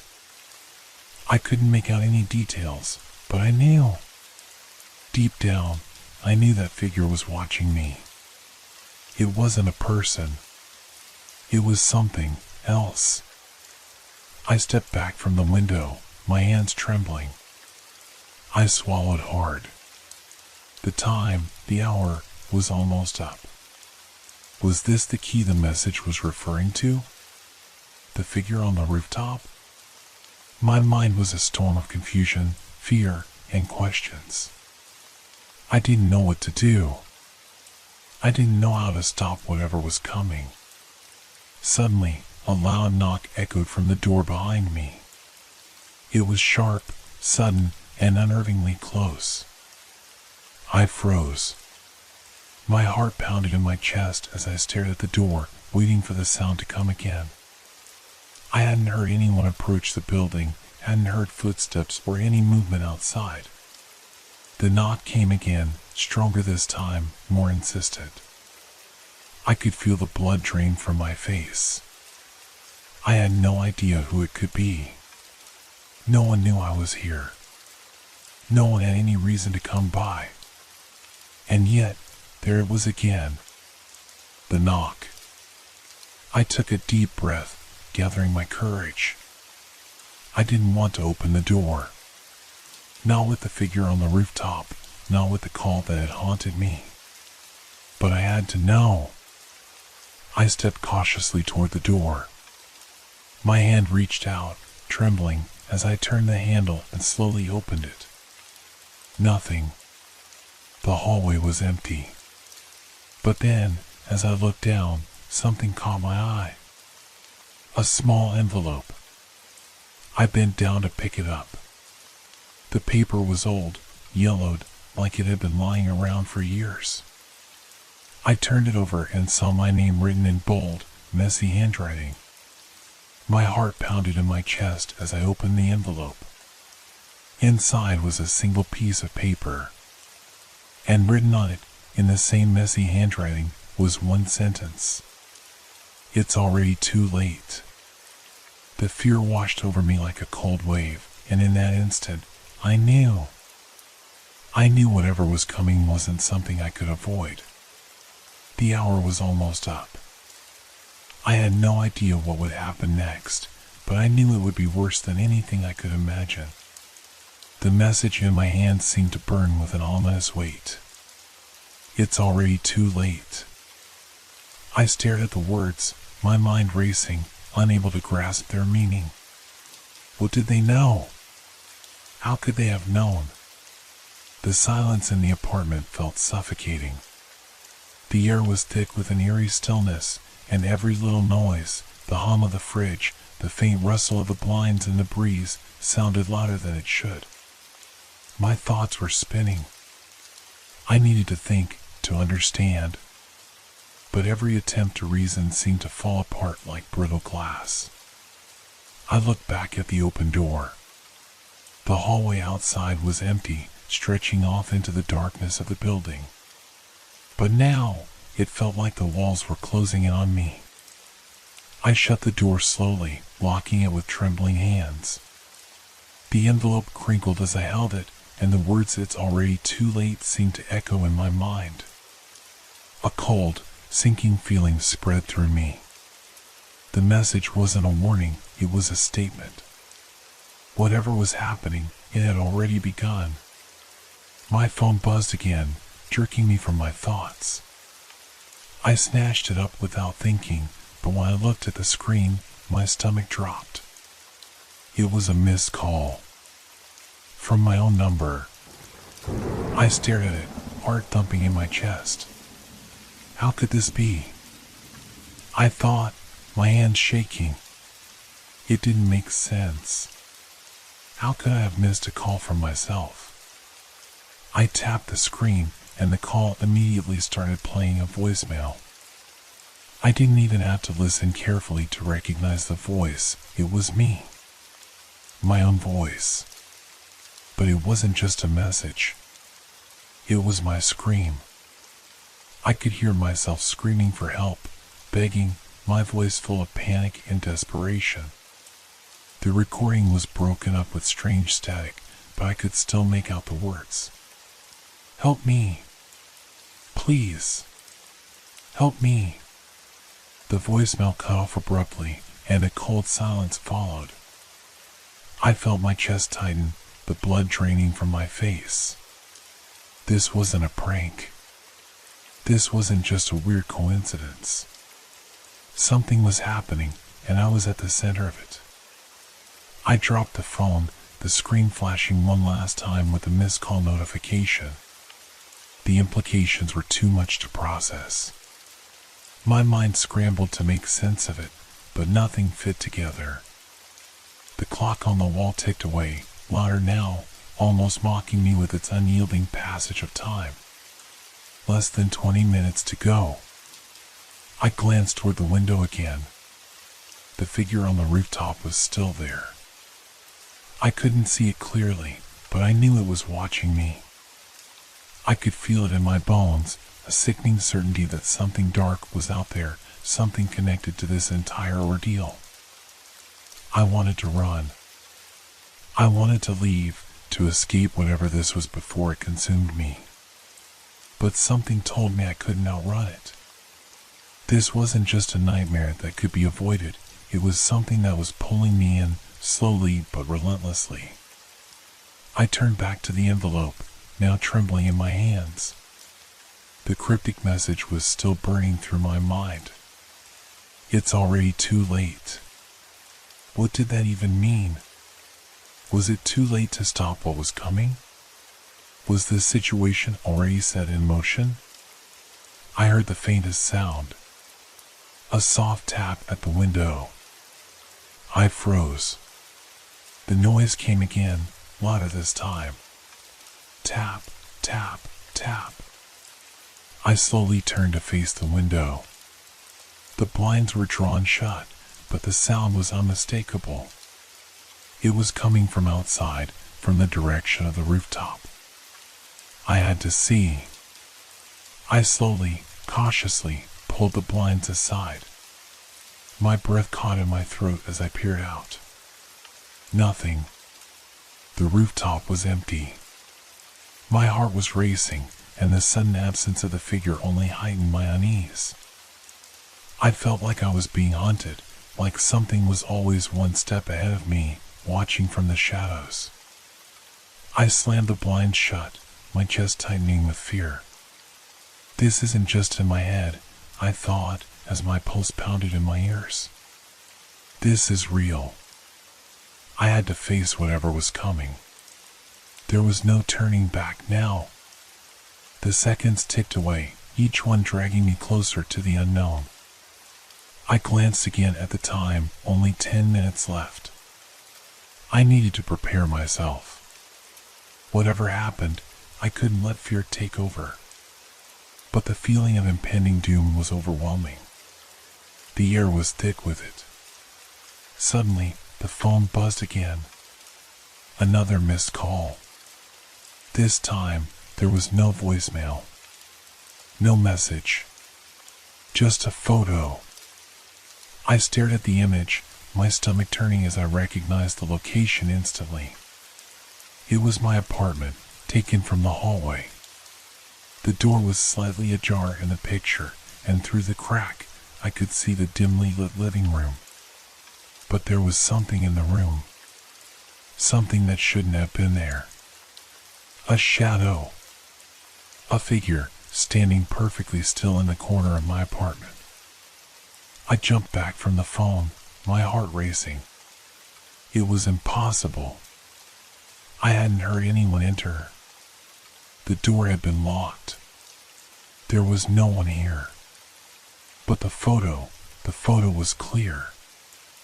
I grabbed the phone and bolted to the door, my pulse hammering in my throat. I had to check. I had to know.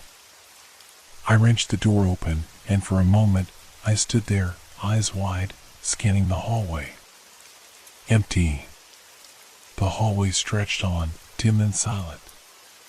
There was no figure, no shadow, but the fear didn't subside. In fact, it only grew. Something was out there. Something was coming, and I didn't know how to stop it. I slammed the door shut and locked it again. But as I turned, I heard it. A faint sound, like a breath. From behind me. My heart skipped a beat as I slowly turned, dread coursing through my veins. I expected to see nothing but the empty, quiet apartment I had locked myself in.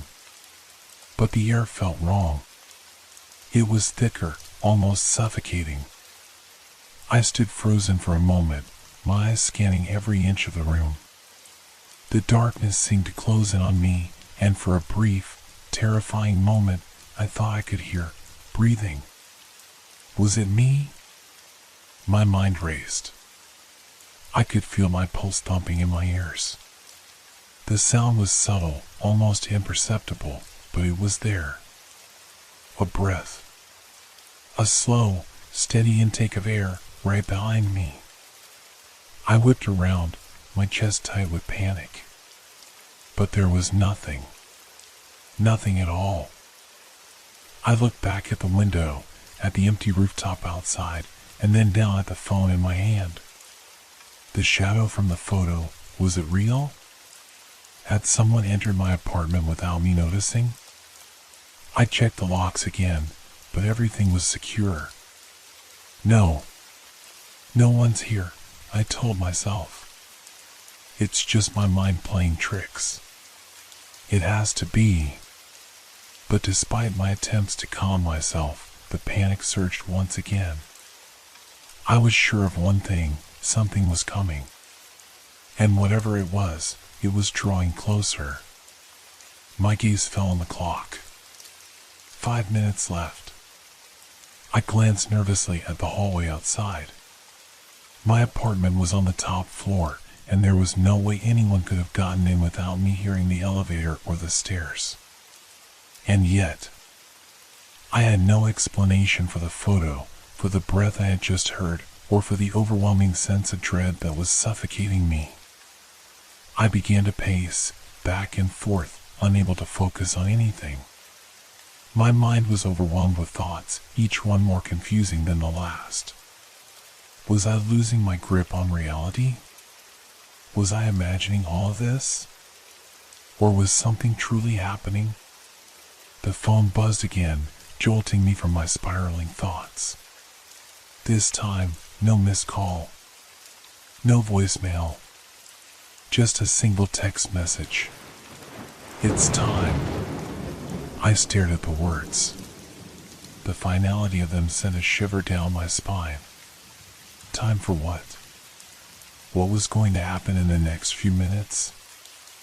I had no answers, no clues, nothing. The messages, the calls, the photos, everything was leading to this moment. But I didn't know what to expect. The clock ticked on, each second louder than the last. Suddenly, I heard it again, the faint, steady breath. This time, it was unmistakable. It was close. Too close. My eyes darted to the corner of the room, where the shadows were deeper, thicker. I couldn't see anything, but I felt it, something was there. Watching. Waiting. I tried to breathe, to calm myself, but my lungs wouldn't cooperate. The air felt heavy, and I could hardly catch my breath.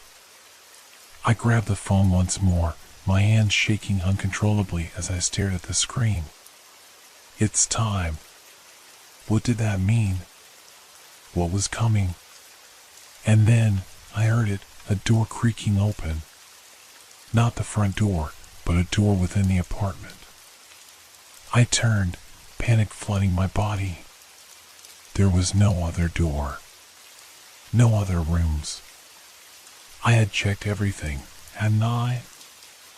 I sprinted toward the sound, my feet pounding on the floor, but when I reached the source, I froze.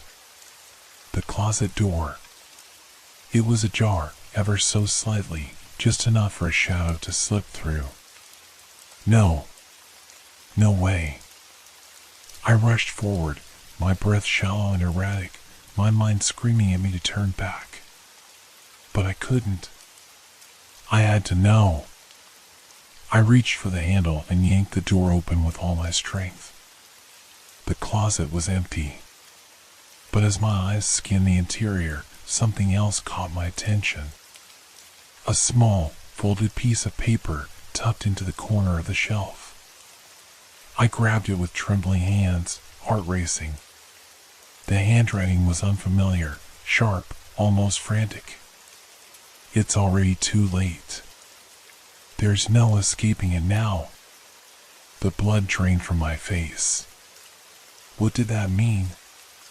Who wrote this? How was it possible?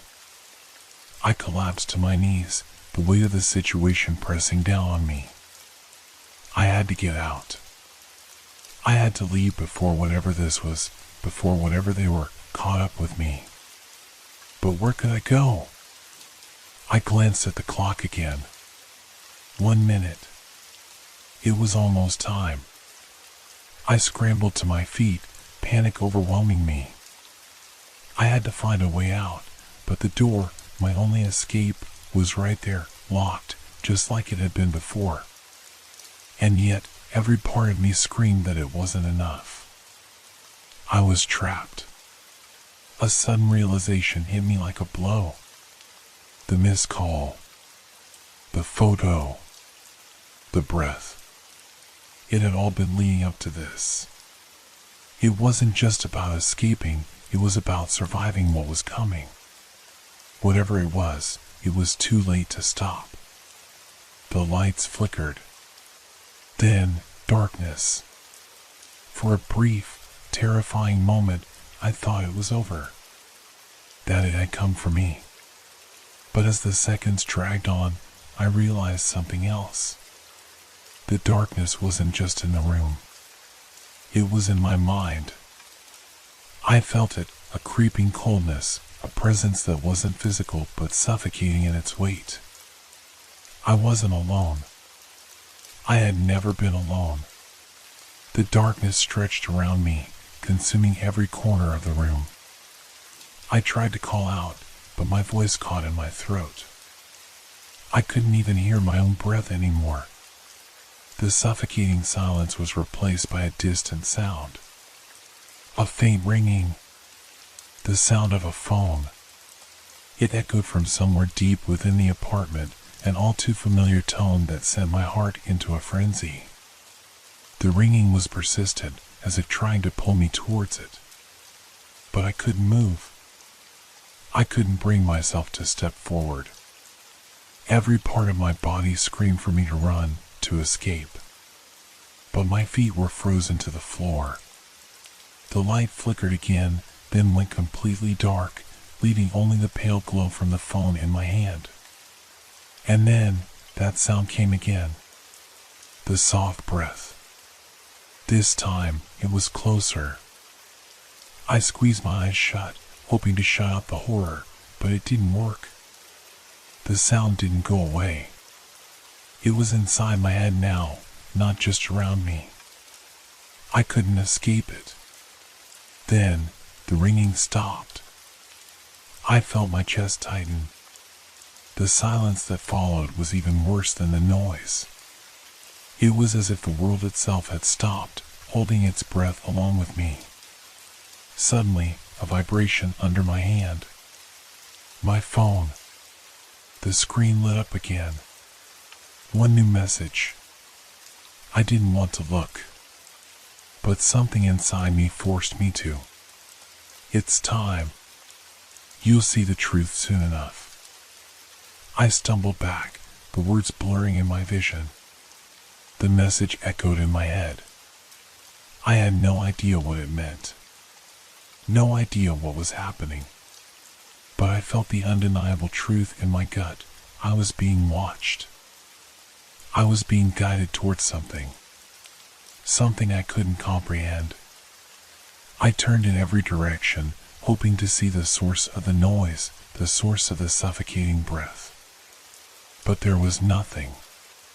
Only the shadows, growing longer as time crawled forward. The clock had stopped ticking. Time had stopped. The phone vibrated again. This time, it was a missed call. But the number on the screen was my own. I felt the blood drain from my face as my hands shook violently. My own number. No. That couldn't be possible. Ow! I reached for the phone, my mind racing with confusion, fear, and disbelief. I tapped the screen, but nothing happened. It was as if the phone was locked in place, as if the call had been frozen in time. Then I heard it. The sound of footsteps, soft but distinct. The sound of someone, or something, moving toward me from the darkness. I tried to scream, but my voice wouldn't come. I couldn't move. I couldn't think. All I could do was listen. The footsteps grew louder, closer. I was trapped. There was nowhere to run. Nowhere to hide. The footsteps stopped. Dead silence. And then another vibration. I dared to glance at my phone again, my breath shallow, my entire body trembling. Another message. This is the end of the line. The room went cold. I could see my breath in the air now, thick and visible like smoke. The shadows were no longer just shadows, they were figures, moving, shifting. I reached for the door handle, my hand trembling, my heart pounding in my chest. It wouldn't open. No matter how hard I twisted and pulled, the door was locked, as if something was keeping it shut, something much stronger than the simple mechanics of a lock. I backed away, panic swallowing me whole. Then, an overwhelming sound. My own voice. Help. Help me. It was my own voice, unmistakable. Screaming for help, desperate and pleading. But it wasn't coming from me. It was coming from the phone. The phone screen blinked once more, the message fading in front of me. You're too late. You always were. I turned, unable to stop myself, as the shadows stretched out from every corner of the room. The walls felt like they were closing in, the air thick with fear. I knew, deep down, that it was over. Whatever was happening was beyond my control. The lights flickered once more, and then everything went black. The silence was deafening. And then the phone rang again. This time, it was real. The voice that came through was unmistakable. It was mine. But it wasn't me anymore. Help me, I heard myself whisper, as if it were someone else's voice. And then everything faded.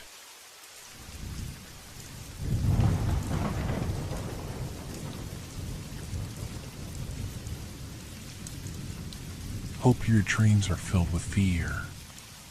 Good night.